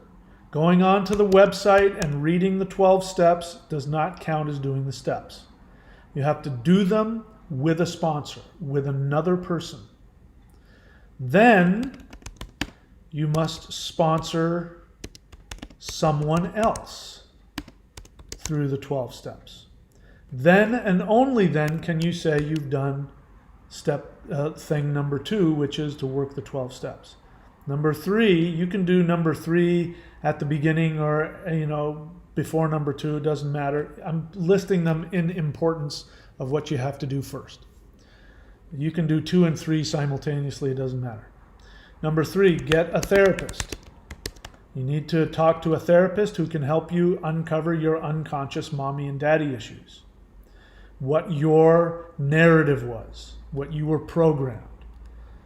You have to do that, and you can only do that with a therapist. And then number 4, you have to do some type of daily meditation.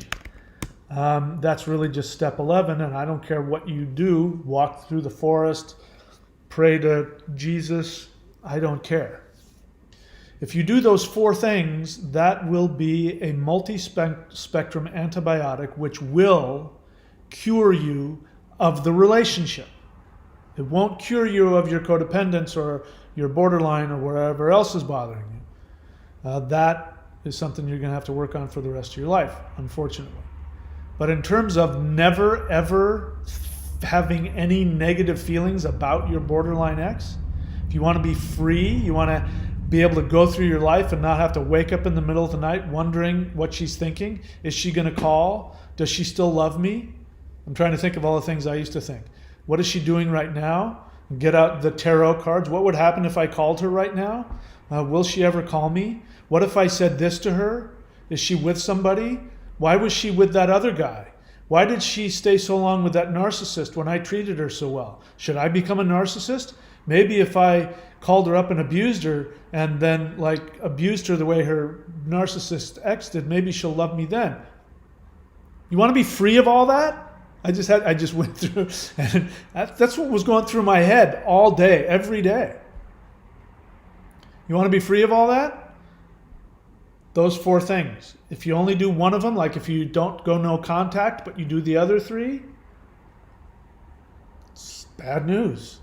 You go no contact, but you don't work the steps, bad news. You work the steps, but you don't go to a therapist, that's probably the best. If I had to pick one, I would say work the 12 steps. But even then, working the 12 steps, you got to go deeper. They work together. I'm telling you again, I've been in group therapy for 25 years. Some of these people have been in this same group with me for that whole time. I experienced it today. There are people who need to be going to CODA. They need to be working the steps, and they're moving at a glacial pace, and they still haven't even gotten to the very basic real issue. They can't tolerate it. Constantly threatening to leave group because they can't tolerate it. And then people who have worked the steps, they heal so much faster. So that's my suggestion. Let me see what else.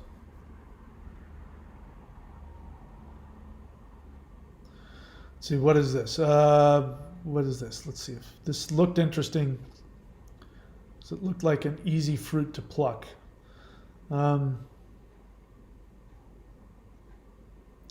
friend has been involved with a BPD woman on and off for a decade. he's forced to cut me off every time she ensnares him. He's smart. How can he continue like this?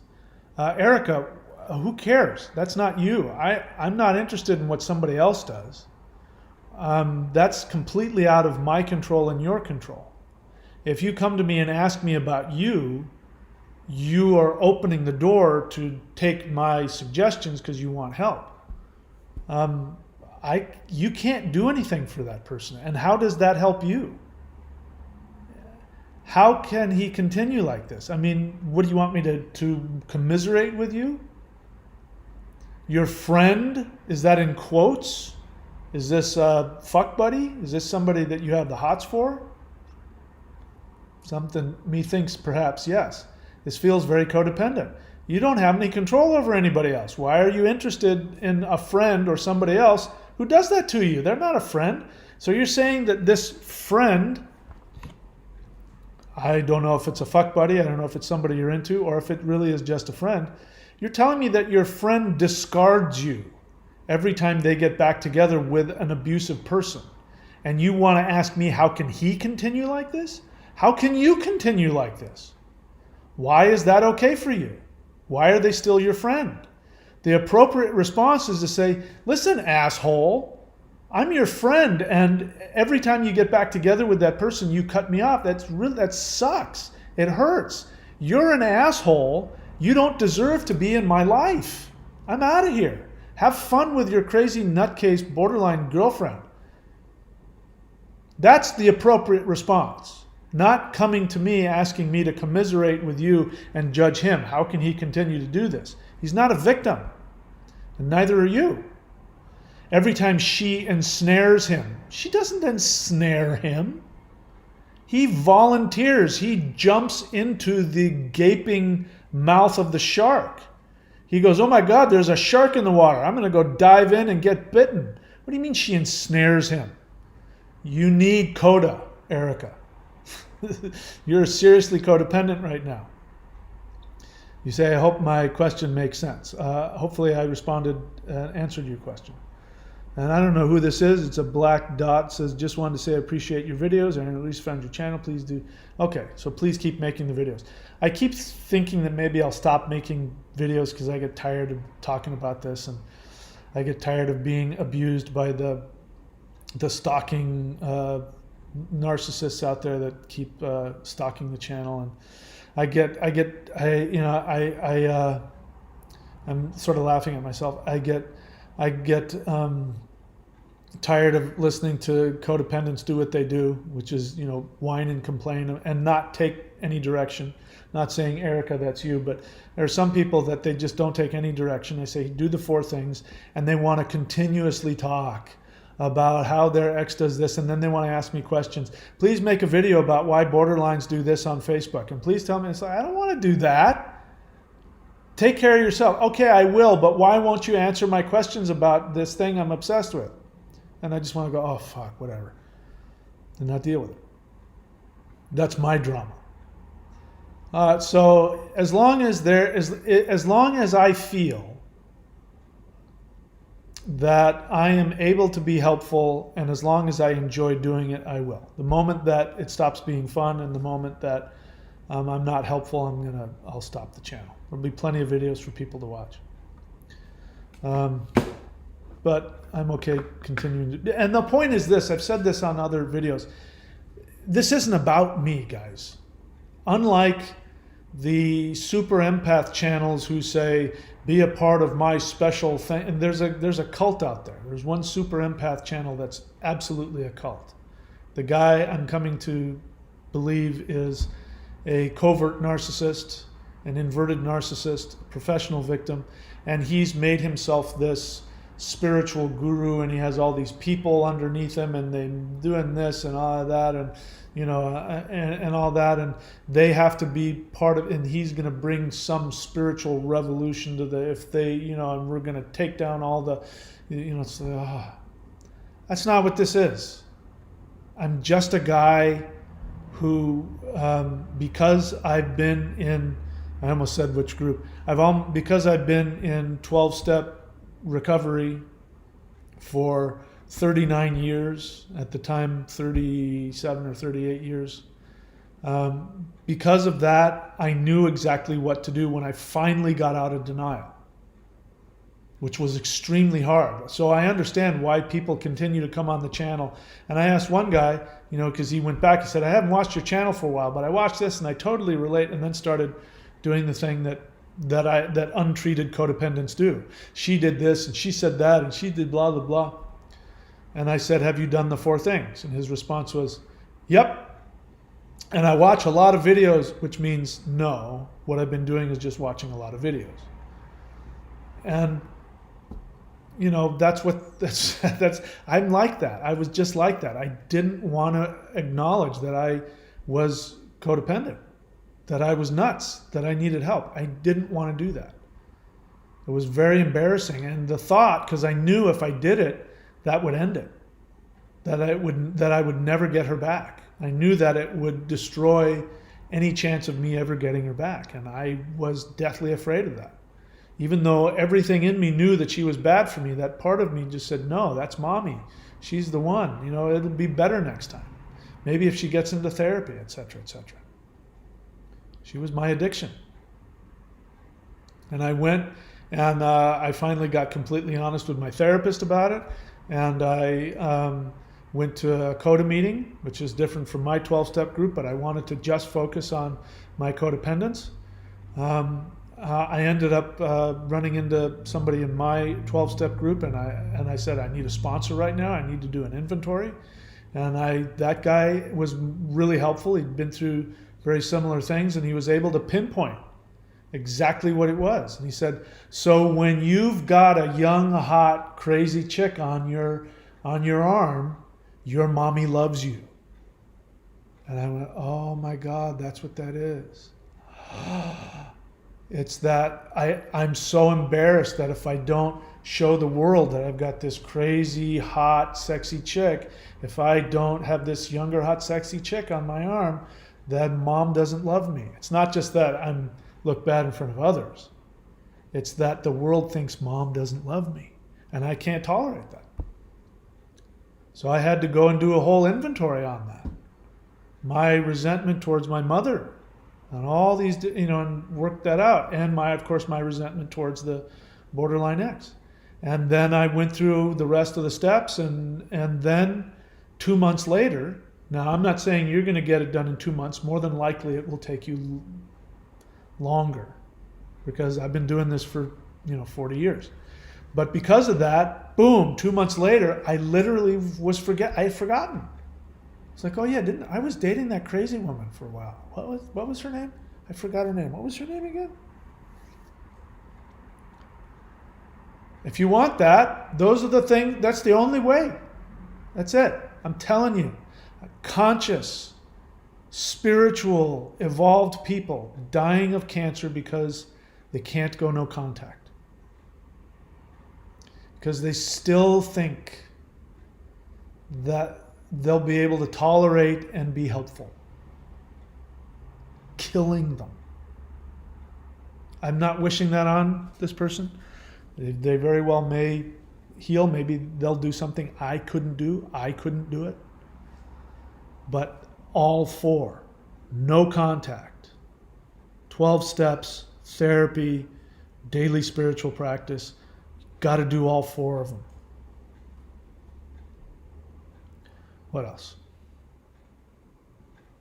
He says, the reason I'm asking, GTR says, the reason I'm asking is because with my BPD, I can see her being that's beneath the conditioning.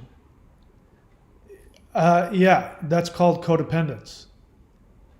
You know her better than she knows herself.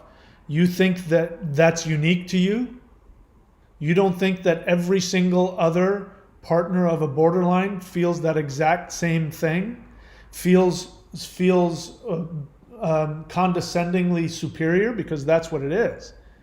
You just said, I condescend and I'm superior to her. The reason I ask is because I know what she needs more than she does, and she's not doing it. And so I'm God.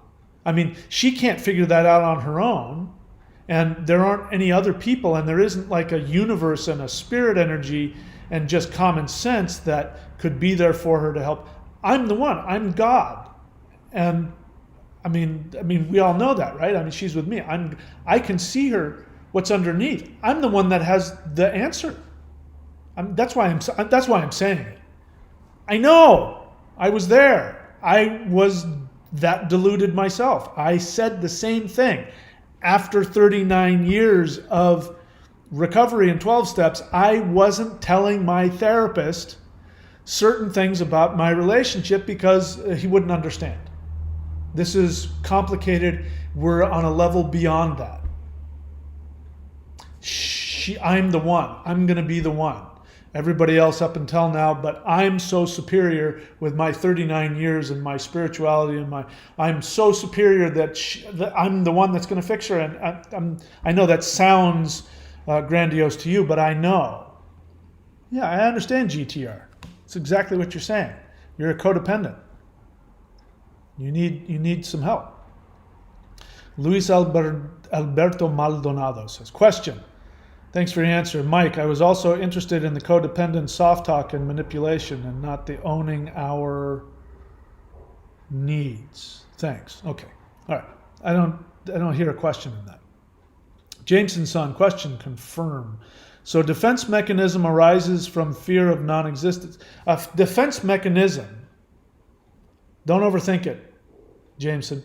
A defense mechanism is just that. You're defending yourself from harm. In this case, the most primal need we have before even food is love from the mother and the father. That's the first thing. Little kids, 5 days old, scientists have confirmed that 5 days after being born, the child is manipulating the parent. Not in a bad way. The way they look, the sounds they make, eye contact, they are manipulating the parent so that the parent will see them, notice them, love them. Their first instinct is to get the love, acceptance, and approval of the parent because, we're this far away from being chimpanzees. There's only 1% difference between human beings and chimpanzees. We're only a few thousand years away from being, not even a few thousand. Where people, if a child was born maladapted or whatever, they would kill them. My ancestors, the Norse, the Vikings. If a child was born weak, set him out on a rock. Give him to the gods, set him out on a rock, let him die. Your first need is to get love, because without it, you won't survive. Any defense mechanism is about that. So you don't need to overthink it. You have a basic desire to survive by being loved and accepted. And so because of your training and programming, you came up with whatever defense mechanism you have. Some people are narcissists. Some people are borderline. Some people are codependents. Some people are alcoholics. Some people are drug addicts. Some people are gambling addicts. Some people are whatever. And there's a whole range of it. But it all comes down to maladaptive defense mechanisms. That's it. That's all you have to know. What else? Dan, the XRP man, is that a question? No, he's just saying that, that he agrees and he's in 12-step program. Good for you. Elvin, honest feeling. So true. I really struggle not to become enmeshed in a partner. So if I'm correct, and I'm not outing anybody, I think Elvin is saying that she's a borderline, right? Welcome to the channel. I hope I'm able to be helpful, although, as you know, that's not my focus. My focus is for everybody. I guess if I'm being honest, I am branching out and I am wanting to help borderlines now, that if I'm being honest about it. She says, honest feeling, so true. I really struggle not to become enmeshed in a partner. I do inadvertently take on their interests. I'm in a very collapsed state trying to build my own identity. So yeah, I'm assuming you're doing DBT or whatever it is that you need to do. And that's what I know. I don't know this, but what I've seen, my research tells me that for borderlines, DBT therapy and Group therapy is the equivalent of the 4 things that I tell non-cluster Bs to do. So I hope you're doing that. And I wish you all the best. I hope you can achieve what you're looking for. Okay, Sony Camry, you're somebody I'm trying to say, look, dude, I can tell you're not doing the work. I can tell. So first off, I really appreciate it if somebody has a question that they write the word question. I'm really not interested in people. I don't need you to chime in, agree, disagree. And I really, although I know why you want to go on and on and on about what she did and what I did and how it feels and how can she have done this to me? You even say that right here. I loved her so much. One week we were best friends. Next week she never wanted to speak to me or see me again, had a new boyfriend. How can somebody do such a thing? I know you want me to get out my beer and sit with you and commiserate with you, and I'm not going to do that with you. The answer is very clear. You already know the answer. She has a mental illness. The question is, how can you be so attracted to that? My friend, you need to do those 4 things. You're not doing them. I know you're not doing them. Because if you were, you wouldn't be asking those questions. If you were asking questions, they would be about how you help yourself and how you recover. So look beneath you there, those 4 things. I've told you to do it before. I know we've interacted, and I know you're not doing them. You say, I wish you were my dad. No, you don't. No, you don't. Okay, so let me acknowledge something very real. First, I'm laughing at you. Forgive me. I don't mean to discard you or reject you. I understand what you're talking about, and this is called transference. But this is the main thing that that comes as a result of being with a borderline. In fact, I was just listening to somebody who, knew they were going to go hang out with a borderline, and I said, "Are you sure you want to do this?" And he said, "Yeah, no, I know what's going. I'm going to be safe. I'm not going to get my feelings hurt. We're just going to both use each other for fun, and then I know she's going to disappear."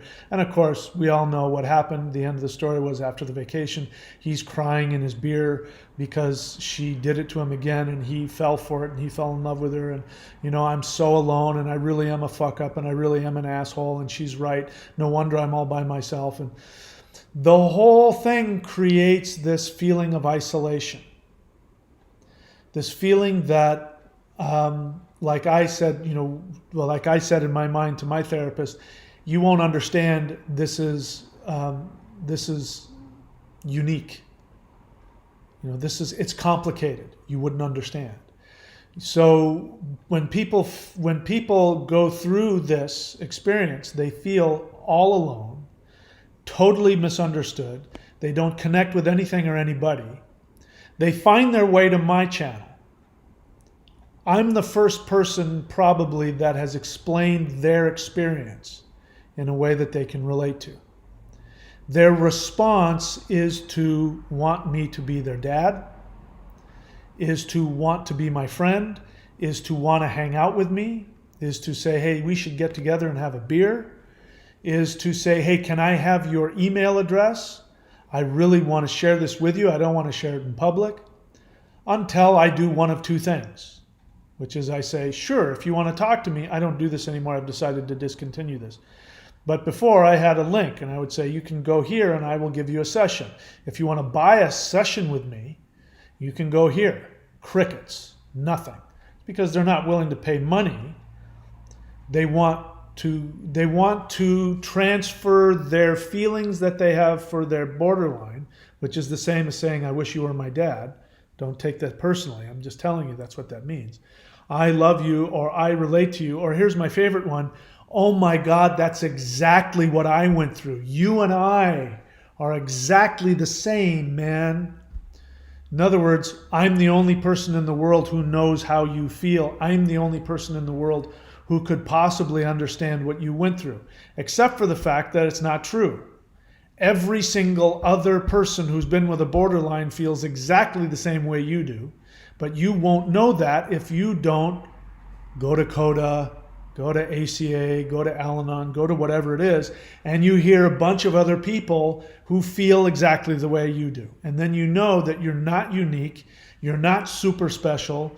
This is, again, the narcissism of the codependent, the narcissism of the super empath. My feelings are so unique and so important. I'm the only person in the world that could possibly understand. Oh my God, there's that guy on YouTube. He's the only one that understands. So that's why I'm so hard with people when they come on to me and they want to be my friend. They want my email. I say, no. Go do the 4 things. If they come onto the channel and they comment and they say the same thing over and over again, after the first couple of questions, I will acknowledge the question. I'll be there with you in the pain. I'll identify with you, and then I'll go straight to do these 4 things. I take time out of my day to write in every comment, do the 4 things, and I tell you what the 4 things are so that I know that you see it. If you come back a day later or a week later and you go on and I say, have you done the 4 things? That's my way of saying, knock it the fuck off. Put down the crack pipe, and talking about them and watching them is the crack pipe. Going on to Facebook. Who is she with now? Who is she talking to? Hey, Mike, can you make a video about why on Facebook they say this? That's the crack pipe of your codependence. I'm not going to co-sign it. And I'll eventually start blocking codependents. Because they're just, the ones that don't do the work, I'll start blocking you. If you're not doing it, if you just want to just indulge in it. I'm not helping you. So, Sony Camry, I could go on. You're dumping all this stuff, and I'm not going to go there with you. I only want to know one thing from you, which is, have you done the 4 things? That's it. It's the only question I'm ever going to ask you. Then you'll start to ask the right questions about how to heal. And then I'll respond to you. Until then, if you've been on my channel and you've heard me tell you to do the 4 things and you haven't done them, I have no sympathy for you. You are without excuse. You've gone to the doctor, you have whatever it is. You have syphilis and the doctor says, I have these pills. Take them, it'll cure you of syphilis. You're back home looking at the pills and wondering why you have so much discomfort in your genital area. A week later, you're calling the doctor. You say, hey, doctor, I still got that there. And the doctor says, did you take the medication? You said, no, but I read the packaging. And he says, don't call me. Take the medication. It'll cure you. I'm asleep. I'm going to do that with all of those of you who... I swear I don't need you to follow me. I don't need you to watch my channel. I don't need to do this channel. I don't need to keep doing it. I'm doing it and I take responsibility. I'm enjoying it and it's fun, and as long as it is, I will. But I will be even more thrilled when nobody's watching my videos, because everybody's off in a 12-step meeting, sponsoring somebody, talking to their therapist, and cured, and they don't need to think about it. I'll be happy. I'll go, I'm so happy I did my job. Now I can shut my channel down.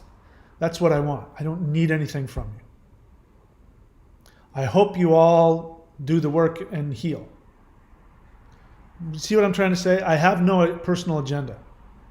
In other words, listen to what I'm saying, because I have no agenda with you. On my other channel, I have an agenda. That's my business. I love doing it, and I'm doing it because I love it, but it's my business. I need people to subscribe. I need people to buy my products and to call me on the phone and have me be their coach and their counselor and their teacher, because if I don't, I won't eat. This channel, I have no agenda with you. The one agenda I have with you, Sony Camry, the one agenda I have is get the fuck off your ass, go to a CODA meeting, get a sponsor, do the 4 things, so you never have to watch my channel ever again. All right. Elvin says, I am borderline and I do get very codependent, because borderline is a form of codependence, as is NPD. It's all codependence, all of it. She says, I do not, oh, she says, I do get very codependent with a favorite person. I'm in therapy and waiting to get into a DBT group. Good for you. Working on not being obsessed over my ex at the moment. It's okay to be obsessed. Just, the one thing DBT will probably teach you is how to take constructive action. So this is the thing that's most important for everybody. This is what narcissists, if psychology could figure out a way to get this into narcissists and help them understand that they can be happier and more successful, is that they don't have to always act on their impulses. And that's what psychology tells them. Oh, well, people who have empathy don't do that. You don't have empathy, therefore you're cruel and sadistic. You don't have any positive feelings because you're a sociopath, therefore you can't ever heal. And they go, okay. And they go out and they keep doing it. They want to get better. They do. There are some that want to get better. They try to get better, but their surprise, their mental illness kicks in and they don't feel it anymore. They don't want to do it. It's the same with codependence. Codependents are no different. That's why I'm constantly telling people to shut the hell up, stop whining and complaining and asking me about your borderline ex, get your ass to a CODA meeting and work the steps. Because codependents don't want to take action either. They want to stay in it. They're as addicted to it. They want to stay justified. Every time somebody asks me to go on and say why their borderline does this and their borderline does that, they're asking me to justify staying in their craziness. It takes one to know one. I've been there. So I know exactly what you guys are talking about. So I'm assuming, who was I talking to? Elvin, I'm assuming that DBT is going to do that for you. It's going to teach you to allow yourself to be as obsessed as you need to be. It's just a feeling. And you'll learn how to take actions regardless of your thoughts, your feelings, and your impulses. And you'll learn how to take actions that are completely opposite of that feel like they're killing you. And then you'll see, because what I was saying earlier is that the problem with codependents, borderlines, and narcissists, among other things, is that they weren't allowed to have the trauma of being denied by objective reality. So this is how normal people, this is why bodybuilders get big muscles.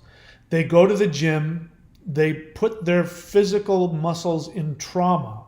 Objective reality says you can't lift that much weight, and the muscles respond to the trauma by getting stronger.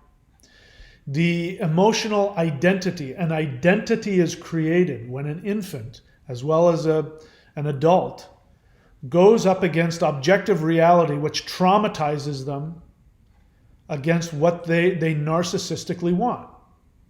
And when you don't get what you narcissistically want, you have to overcome that by digging deep into your own identity. What people say, the only thing I have left is my integrity. That's what they mean by that. That's why narcissists have no integrity. Because when they're disappointed, their narcissistic fantasy, objective reality destroys that. Donald Trump. Watch Donald Trump. Every time somebody tells him he loses an election. He doesn't like it. He can't tolerate it.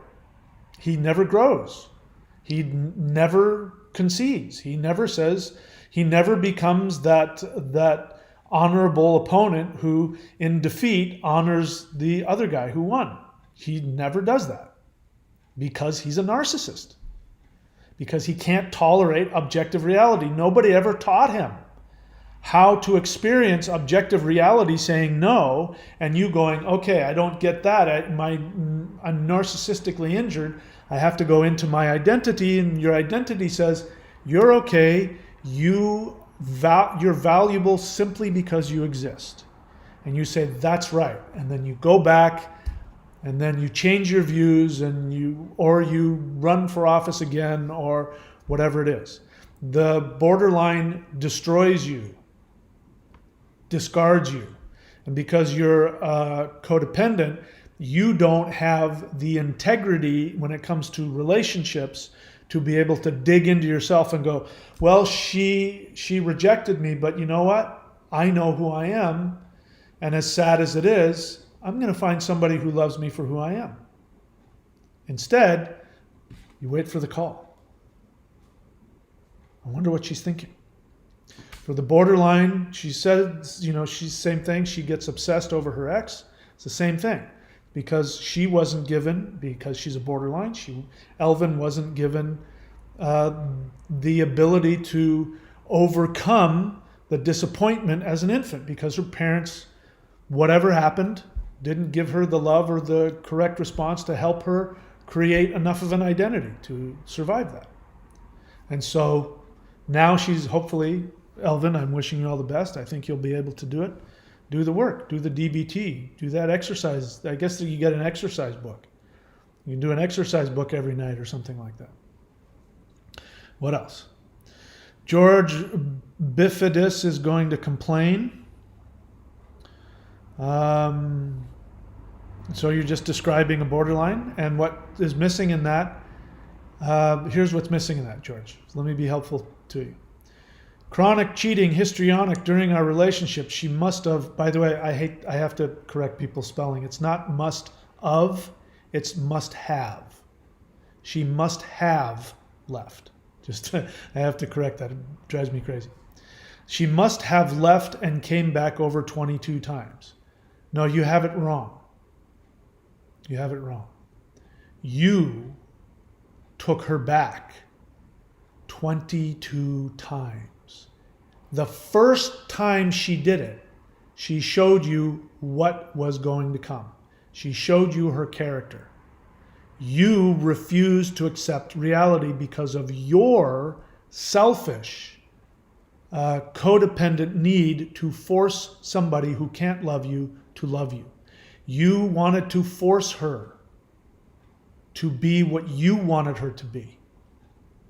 And every time that she cheated on you, she said, I can't be what you need. And every time she came back, you said, not only are you going to be what I need, but I'm going to force you to do it. I'm going to love you, and I won't even take you and your actions at face value. I will justify, here's your fix, I'm your fix, here it is.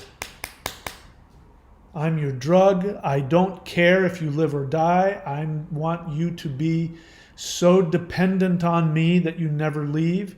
This time, I'm going to love you to such a degree that you won't be able to ever leave me again. You will be dependent on me, and I will own you, and I will never be alone, and mommy will finally love me. That's what that means. Let me read it to you again. You said chronic cheating, histrionic during our relationship. She must have left and came back over 22 times. So over 22 times you refused to let go of and help somebody with a mental illness get better. Because that is the only thing you have control over when it comes to her. You have no control over her getting help, getting therapy. She perfectly has the ability to reach out and pick up the phone and call a therapist. She has the ability, and you're denying that to her every time you take her back. You 22 times gave a drug addict their unhealthy drug of choice.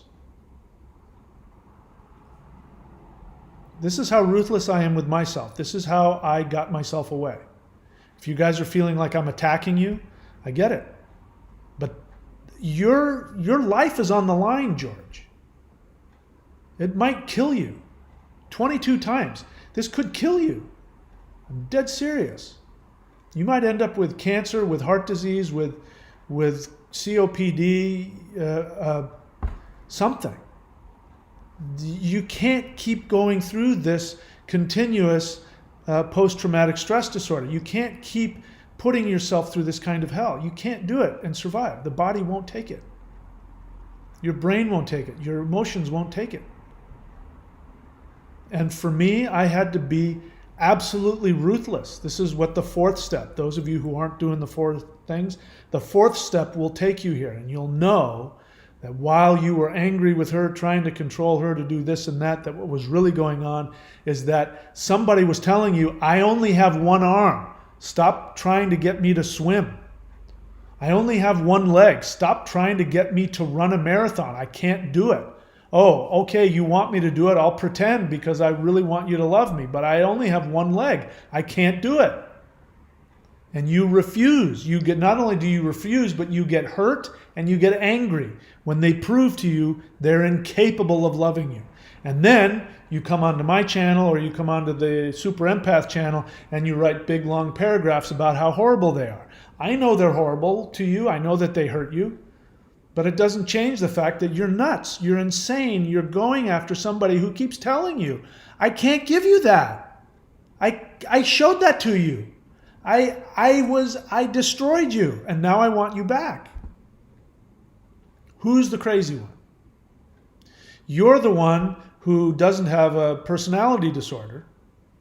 You're the one, as my friend up here said, what's his name? My friend, where was he? He was way back here. My friend Luis said, was it Luis? I can't remember who it was. Somebody said, the reason I'm saying this is because I see her underneath. I see who she is under there. In other words, I know what's best for her. I truly see her know. And I'm in agreement with you. I could even today sit across from my borderline ex and say, I know you better than you know yourself, and I honestly know how you feel and I know what you need. But that's meaningless because you have to have the power. And I don't. She's an individual with her own life. Me knowing what's best for her and what she needs is completely irrelevant if she doesn't have the knowledge, ability, or desire to take it. And I'm the wrong person to give it to her anyway. She has to get it on her own. I can't give it to her. This is the insanity that we're all carrying.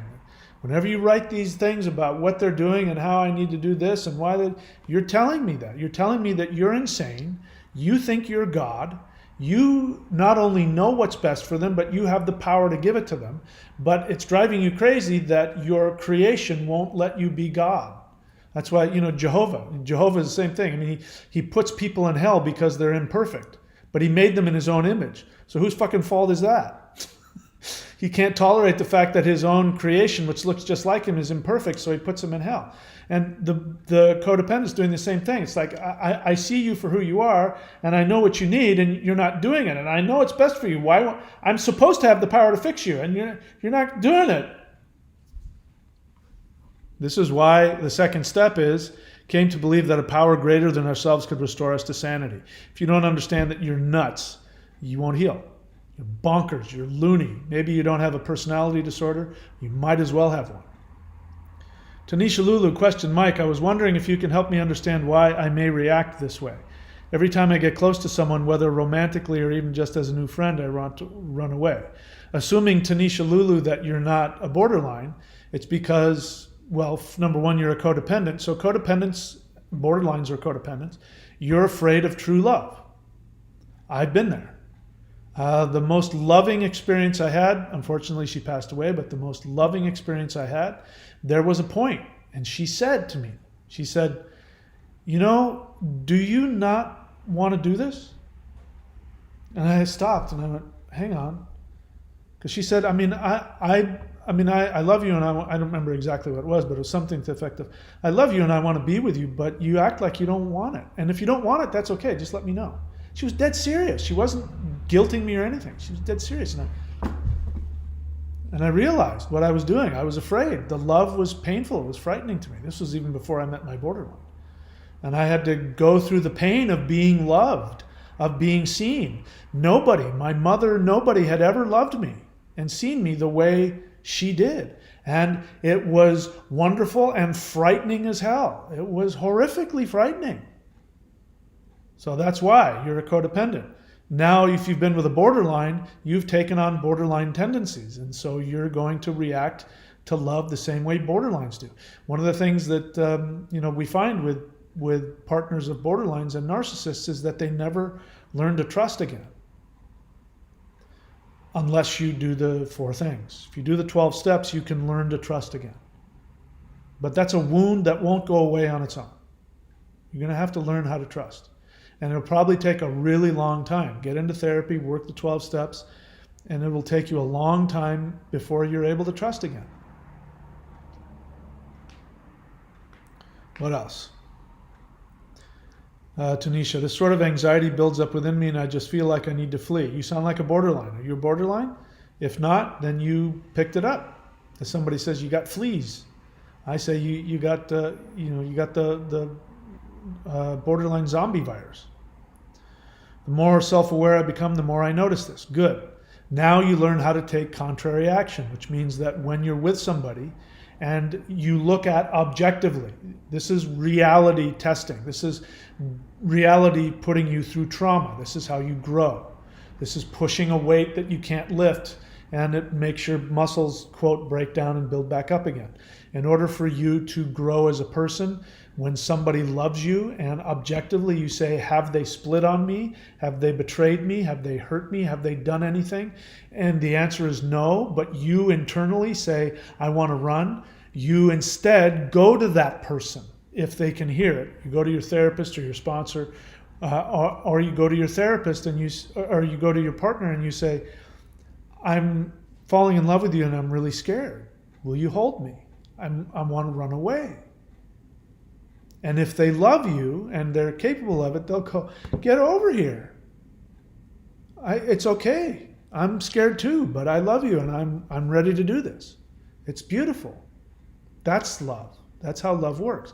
Borderlines, I'm telling you, if you have the ability, I'm not a borderline, so I don't know what it's like, but in the moments when you're splitting, if you could say to your partner who's looking at you like, what did I do wrong? If you could say to them, I'm afraid. I want to run away. Will you hold me? And while they're holding you and telling you how much they love you, you tolerate wanting to tear their arms off and run out the room.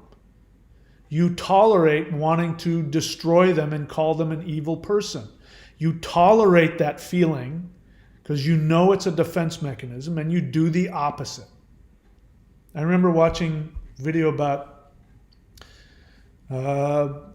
some family had adopted a Russian kid who was abused, like physically beat as an infant. And so they got him when he was an infant. And they didn't know that Russians were pawning off these abused, orphaned kids, to Westerners coming who wanted a baby, and they could get a real baby real easy, go to Russia and get one. So they bring this baby home, and this baby turns out to be this violent narcissist, borderline, whatever. And here he is, he's like 5 or 6 years old, and she's holding him. Makes me want to cry. She's holding him and looking at him and loving him, and he's sitting there and he's smiling, and he says, I'm going to get a knife and I'm going to slice you up. And she cries and just holds him. Knowing what I know now, her love won't fix that little kid. He's broken. Nothing's ever going to fix that. If he's lucky, he might learn how to do the opposite. Maybe that mom taught him how to do that. But that feeling is never going to go away for him. I go through this. I think I might be, I definitely have borderline tendencies, but there's times I think that shit in my head. Especially if I think that somebody has rejected me. If somebody important to me has rejected me, I will say all kinds of violent things in my head. I know that feeling. I totally understand that feeling. So you're just saying that as a codependent, you were with a borderline and you caught it and now you want to do it. But I mean, this literally is the solution. Narcissist, borderline, codependent. The solution is empathy, lack of empathy, immaterial. Hatred, love, immaterial. Conscious awareness, this person is loving me, this person is good for me. whatever my feelings are, I am going to take conscious, constructive, loving action. I want to go running out of the room and tell this person how horrible they are. I want to make up a fantasy in my head of how horrible they are so I can justify running out of the room and never seeing them again. And instead of doing that, I do the opposite. I do the one thing that I think would kill me, and I say to that person, I love you, I'm afraid, I want to run, will you give me a hug? You know, I give my borderline ex a lot of credit. I mean what I say when, you know, every now and then when I say she's one of the most beautiful, wonderful people I ever met. It's true. She just happens to be a borderline. But there was a time when, you know, she had gotten to a point where she had split on me and done all kinds of crazy things, and she could tell she was losing me. She could see it. And, it had just been one of those days, and I had taken her to the doctor, et cetera, and I was tired, of just her stuff, and I just, so we came back, and she kindly said, why don't we go in, meaning we'll go and we'll have some fun, right, some sexual fun, meaning she was offering to, nurture me and take care of me. And being the good codependent I didn't think about, well, it was probably a good thing because I would have gotten more attached to her anyway. But I said to her, no, I know you're tired. Why don't you go and rest? Call me tonight. Let's both go home and rest.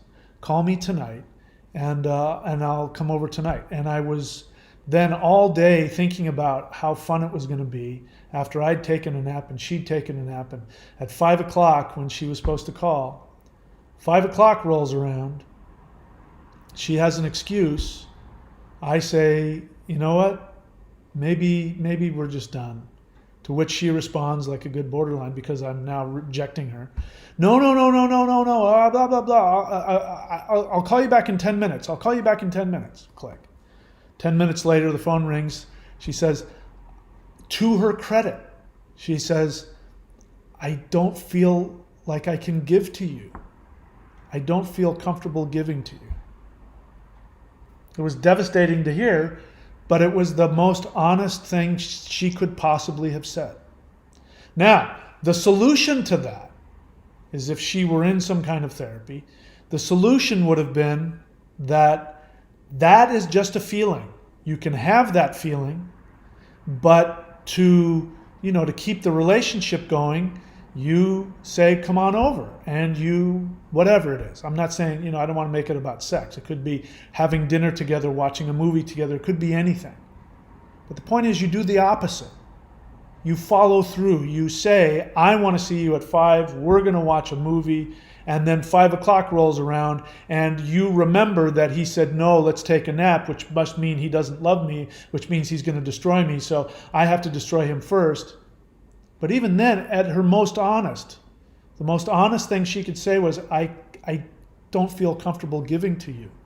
And she wasn't saying it like somebody with a boundary. It wasn't like somebody had a boundary who was saying, I just need to rest, we'll talk tomorrow. This was her confessing that she literally had nothing to give. That it was so traumatic for her, the thought of just being there for me. So I give her credit for that. But this is the answer.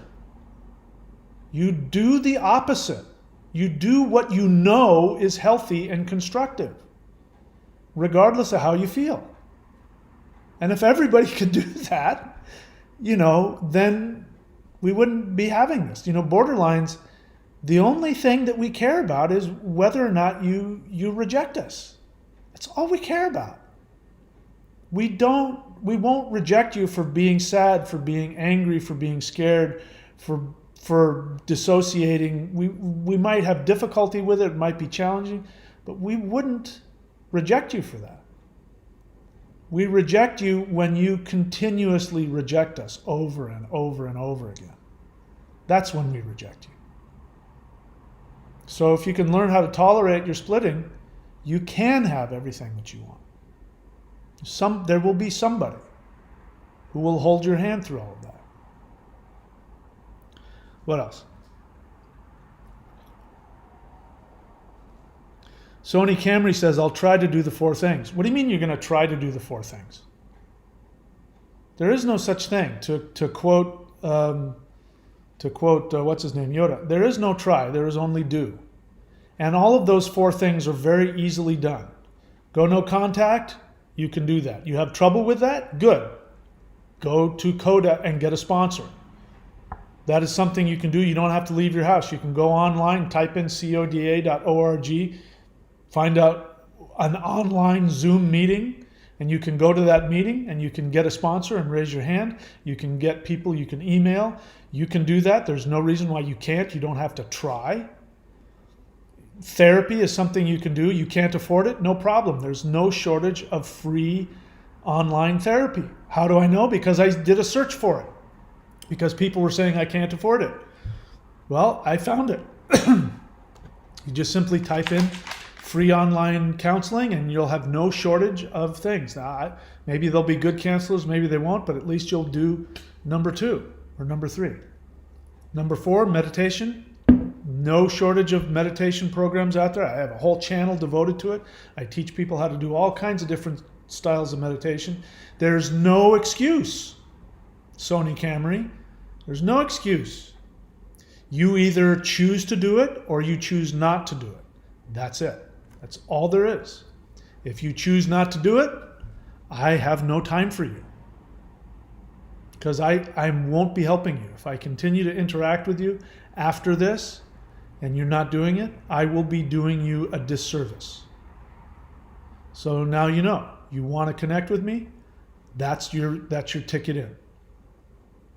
What else?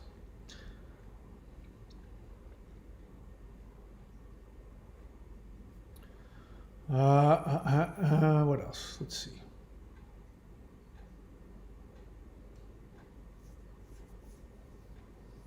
Yeah. So Sony, I'm not gonna.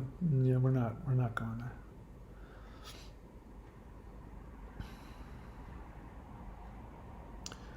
What else? Sony asked me, do you recommend NoFap? I recommend the 4 things.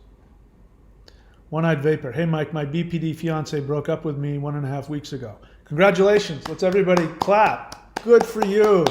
Woohoo! Now you have no excuse. I mean, mine discarded me. I mean, I didn't have, I'm just telling you the truth. I wouldn't have had the strength to do it on my own. She wouldn't have let me anyway. I tried breaking up with her and she wouldn't let me. And then she broke up with me later. So I'm with you. I didn't have, but good. They discard you. Good for you. Now they've done the hard work. You don't have to feel guilty. My fiance broke up with me 1.5 weeks ago. I'm sorry, your fiance. That must be very painful. Your videos are giving a great look into our whole relationship. Now I'm seeing the signs. Okay, good. I'm glad. Sony Camry, how do you know if you're a codependent? You don't have to know because you were with a borderline. Were you with a borderline? You're a codependent by definition. I thought you said you watched my channel.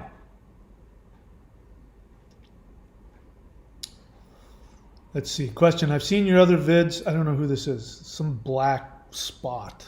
The non-existent identity person, the black spot says. Question. I've seen your other vids and I don't quite understand the concept yet of a person with borderline personality disorder not remembering previous interactions of their romantic partner. Could you please elaborate on that? Well, go watch Sam Vaknin. Sam Vaknin, Vaknin. Go watch him. He's got plenty of videos talking about dissociation.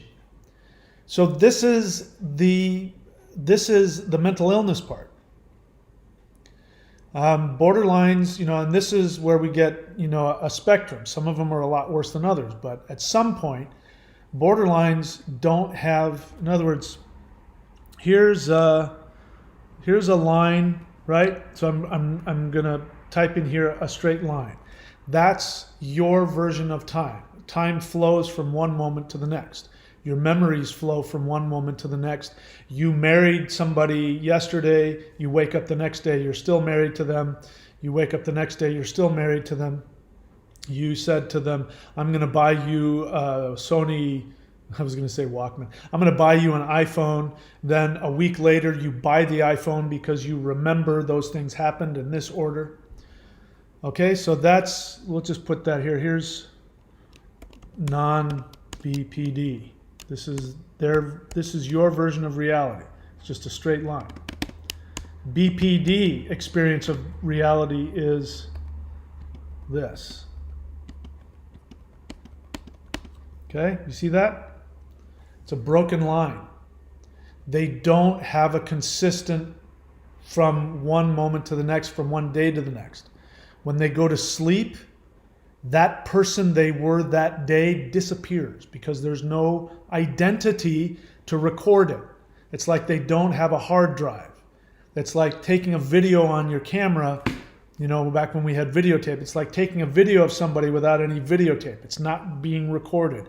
There's no identity for that to record onto. They remember it for as long as they remember it. Mine did. She said, we need to record this. We were talking about the future. She said, I need to sit down. We need to record this. I didn't understand it, but she was very insistent. Now I know why. Because she knew that when she woke up in the morning, she was going to forget. And she was hoping that she'd have a video and she'd remember to click play and remind herself of who she was the day before so she could keep the feeling going. Now, of course, that wouldn't have happened. She would have woken up the next day and had a different feeling, and she would have looked at it and said, that's stupid, I'm not going to do that. Or she might have, whatever. In other words, you have no idea. She has no idea who she's going to be tomorrow. Borderlines have a mental illness, guys. There's some serious things going on. They don't remember. You take it personally. It's a waste of time to take it personally. You take it personally that they don't remember that you gave them a diamond ring the night before and they told you they were going to love you forever. You take it personally that they don't remember it, or they remember it differently. Or they take things out of context and they put it into a different order where it happens in a completely and they said, no, you said this on this day and that day, and you think they're doing it to you on purpose to make you feel crazy. You take it personally and you get angry with them. I got to tell you, look, there's all kinds of borderlines out there. So they're narcissistic, evil borderlines. But trust me, if we're talking about just somebody who's a straight borderline, I feel bad. It makes me want to cry. They desperately want it to come together. They want today to be the day. I want today to be the day that it comes together. And then you're the person that comes along. And you're the one that's going to help me put this all together. It's going to be okay now. And it never is. It's horrible what they go through. I feel horrible for them. Do you think you're the only one that suffers when they fall in love with you and want to marry you and then they forget? They look at you and they don't recognize you. They don't remember who you are. They don't know why you're so mad at them. Do you think that's fun for them? I'm trying to tell you guys, trying to have a relationship with an untreated borderline, it's just a waste of time. If you can accept that and stop defending and stop trying to rationalize this is what happens every time you take them back and you rationalize what they did, or you take their rationalizations or their confabulations, which may or may not be true. They may tell you, I never slept with that guy, and they may not honestly know if they slept with him or not.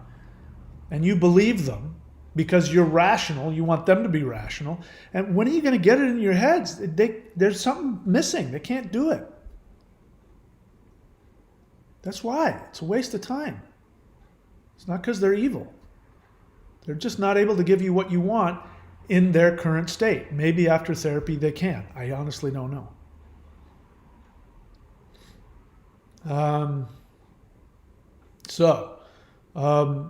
So could you please elaborate on that? Okay, I think I did. George Bifidus, how do I contact you for a one-on-one? You don't. I'm not offering that anymore. Go to Coda and get a sponsor. Get a therapist. They're not going to tell you anything different than I'm telling you. I had 2 clients so far when I was doing this. One was another person in the 12 steps, and I basically just sort of, met them and did what somebody else would have done in a meeting. I gave them, I think, a good connection and, helped them feel good and move on. They knew what to do. They'd already done it. Somebody else, it was just draining. The other guy, was an untreated codependent, and it was just draining on me. I just couldn't do it.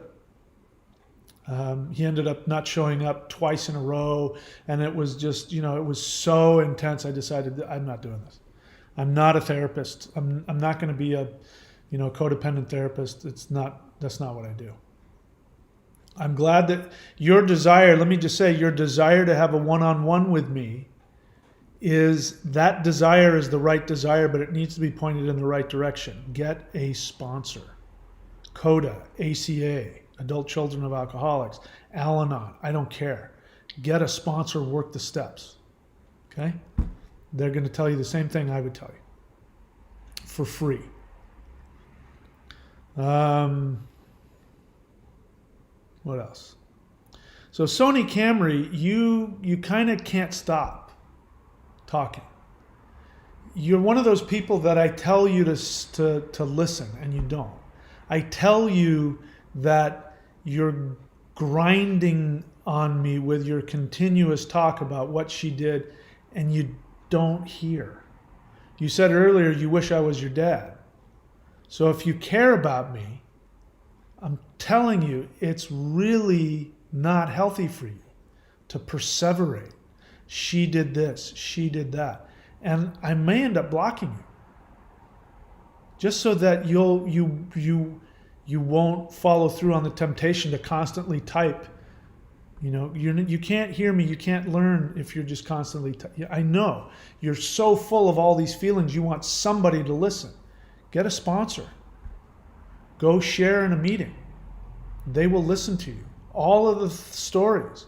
There's somebody in CODA who will sit down and listen to you share all the stories. Okay? What else?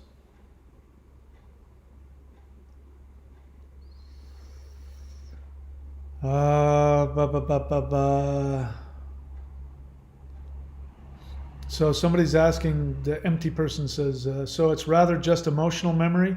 I don't know why you need to analyze what kind of memory it is. Stop doing that. That's not helpful. It doesn't matter what kind of memory. All you need to know is they dissociate and can't remember all kinds of things. Don't try and find a rhyme or reason. If you try and rationalize it and try and find rhyme or reason, you're going to be sadly disappointed and you're going to end up crazier than before. Just know that it's the weather. The weather's going to be the weather. I'm a surfer, so I'm constantly watching surf predictions and weather predictions, and it's right, if I'm lucky, 60% of the time. The rest of the time, it is what it is, man. They're going to be whatever they're going to be. They're not like you. They're different in that way. That's all you need to know. George says, question, Mike. Write the word question in all caps in the future so I can see it. Question, Mike. Why can't she be who I want her to be? Come on. I'm not playing this game with you. I'm not playing this game with you. I'm not even going to read the rest of it. You just, go do the work. I'm not going to co-sign your feeling sorry for yourself and wanting to control. Your question is abusive. Do you know that? I know you don't know that. I know I'm taking things on a level deeper than most people would ever go. But let me break down for you, George, why you're abusive. Why can't she be who I want her to be? And can you just sit with that for a little while? Why can't she be who I want her to be? The question is, why can't you accept her for who she is?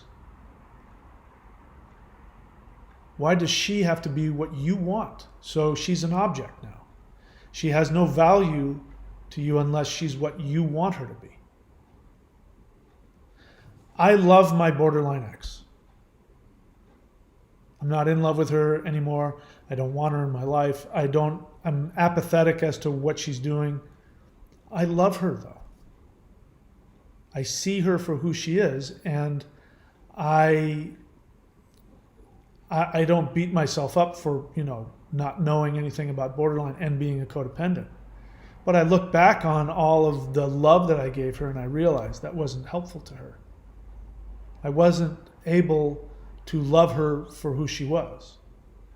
Probably the kindest thing I ever did to her was the one time when I said, when I tried to break up with her, I said, maybe this just isn't going to work. Maybe you just need some time to be alone. That was probably the most loving place I was in. I wasn't trying to get her to be what I wanted. It's really abusive. Don't you see that? It's okay that you have that desire. Let me be clear. You're not a bad person for wanting her to be what you want. But it's abusive of you to then, take that question to the next level, which is feel sorry for yourself, be angry with her, and refuse to accept the reality that she's showing you, which is she doesn't have the capacity. Every day, all day, she hates me, and every evening she would apologize and beg for forgiveness. It was exhausting. Yeah, you're exhausting the hell out of me. Why did you keep going back? You want me to feel sorry for you? You kept going back because you're selfish, because you wanted her to be different than she was. It's exhausting when people don't do what you want. Who's responsible? You are. It's not her fault. It's your fault. You could have left any time. You're not a victim. Do the 4 things. And then I won't have to whine as I talk to you like that. One-Eyed Vapor says, just learning about the 4 points and the 12 steps. I'm codependent. Need to see if there's some help in here in my country. There is. If you go online, you can find online Zoom meetings for any 12-step group you want. So yes, it doesn't matter what country you're in. If you have the ability to watch this, you have the ability to go to a Zoom meeting somewhere in the world. Right now, there's some 12-step meeting going on. All right. So George, I'm not gonna. I love you, but I'm not gonna continue to co-sign you right now. You don't have a question that I want to respond to. Ames says Sam Vaknin is a narcissist and NPD expert. That's right.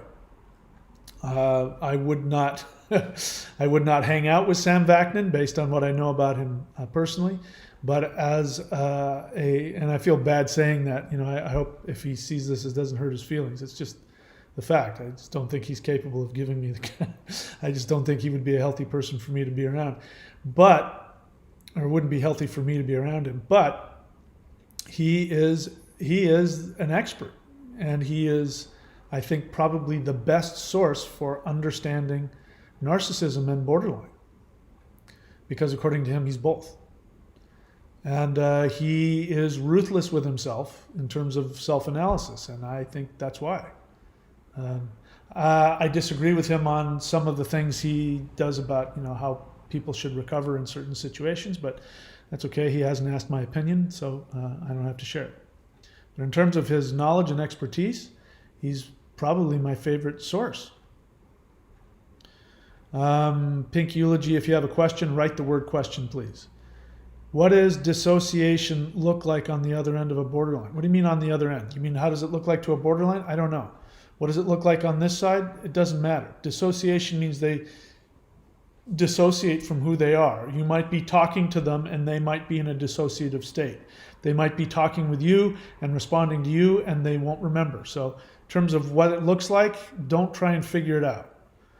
All of the questions designed to help, and this is everybody asking questions about what is the borderline doing this and what is you're trying to figure them out. I know why you're doing it, because whether you're aware of it or not, what you want is to be able to control them. And you think, if I understand when they're about to do it and if they do this, you're going to try and get ahead of it, because underneath that you want them to love you. You're much safer off just accepting that they are a foreign entity that you won't ever be able to comprehend. You're safer that way. They're not. They're human, but you have an agenda. The person who can ask these questions and get away with it is the therapist. The therapist wants to know because the therapist doesn't have an agenda. The therapist is getting paid to help them, so the therapist wants to know how to best help them. You don't. You want to figure out how to get them to love you, because let's stop bullshitting each other. The love bombing is absolutely addictive. You being the codependent you are, whoever you are, you've never been loved like that, and that was the love mommy was supposed to give you, and you now it's like I never knew what an orgasm was like before. Now I want one every 10 seconds. A borderline love bombs you. A narcissist love bombs you. It's, they mean it when they do it. I got to tell you. I don't know about narcissists, but borderlines, they absolutely mean it. That's why it's so delicious. But let's be real. Every time you want to ask me about, so when they do this, does that mean that? And why do they do this? And can you tell me, you're wanting me to give you, because you think I'm going to give you the keys to getting them to love you, even though if consciously you think, yeah, I'm never going to see them again. You're much better off looking at why you want them, why you keep chasing after them. The mechanics of why they do this, that, and the other thing, it's interesting and I like getting into it, but if I choose not to answer somebody, it's because I don't think you're asking for the right reasons. What else? Michael Sanchez, are you a borderline? So we'll see whether or not I'm going to block you. Let's see if you can be constructive or if you're going to be abusive. He says, you think we split on people after and the trust is broken. Okay, so far so good.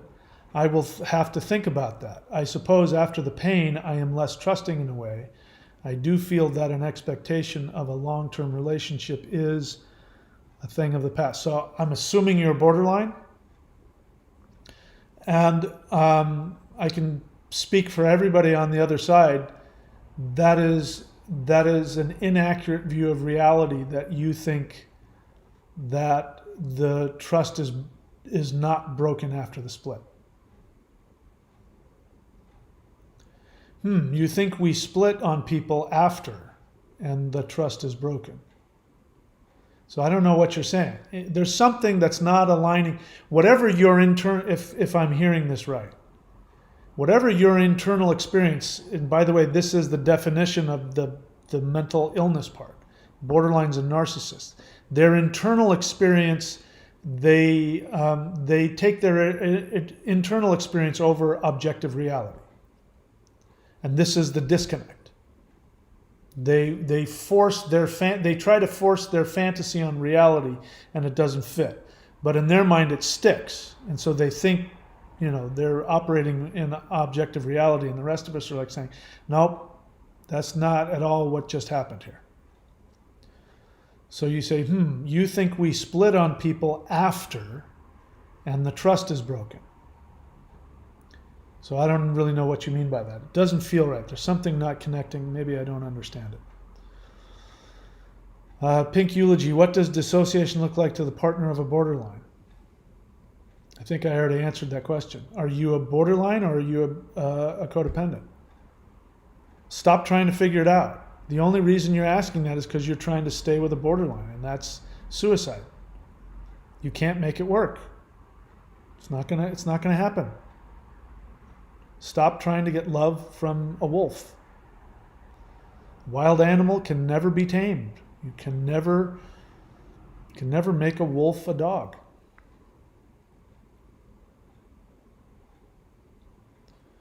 Let's see what else. One-eyed vapor question. How can I handle the first point? Cut connections. Who said you have to handle it? I never said you had to handle it. I just said you had to do it. You're under the false assumption that you have to be able to comfortably do it. No, it's going to be the worst thing you ever did. And you're going to go through horrific pain, and you're going to go through all kinds of withdrawals. And that's why you get your ass to a meeting.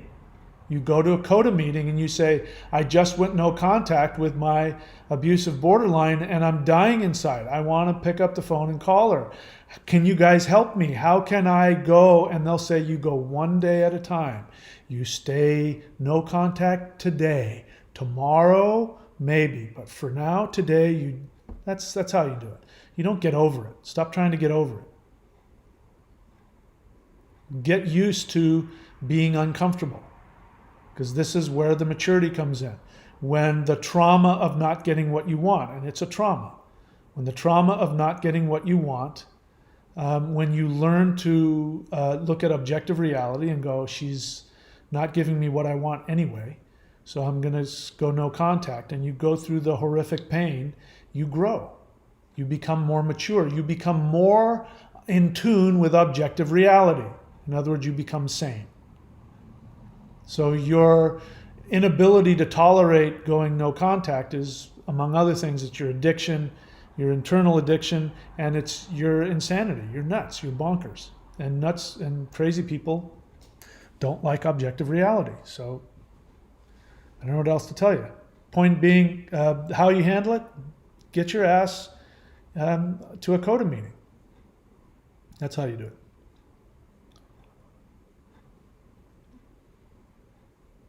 Okay, what else? George Bifidus says, I mean, why can't she be who she tells me she wants to be? George, she has a mental illness. She doesn't know who she is. How can she tell you who she is? She doesn't know who she is. How can she tell you what she wants? Because what she wants changes from moment to moment. Why do you keep wanting to force her? I understand. I'm just giving you the question. Why do you keep wanting to force her to be something she's not? She can't tell you what she wants you to be. I know what you're doing. If you could just tell me exactly how to fix it, Mike, I could, make it work. It's not going to work. Sorry. No amount of thinking is going to make it work. It's broken. It's never going to fix. It's never going to happen. There's no hope, my friend. Go to the, click the join button. I talk about that. There's no hope. If you can't accept that, then you're going to be very unhappy for a very long time. What else?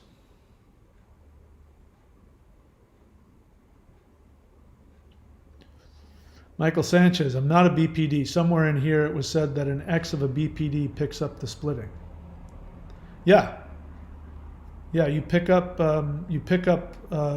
borderline tendencies. I think it was said that it is hard to trust after breaking up with a borderline partner. Yes, that's right. I didn't understand your question. I still don't. And that's just the limitation of this online chat thing. Okay, I don't see any other questions. I've been on for a long time.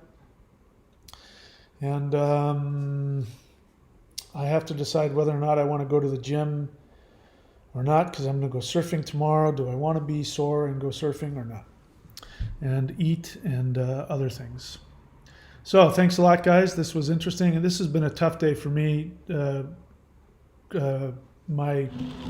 My group therapy was intense and, brought up a lot of garbage for me. So this was helpful for me to come and perhaps abuse you guys. Anyway, that's the deal. Do the 4 things. I'm nothing. The 4 things are everything. And if you do that, you can be healed of your borderline relationship. All right, that's it for me. Thanks a lot. Take care of yourselves. I will see you next time I see you.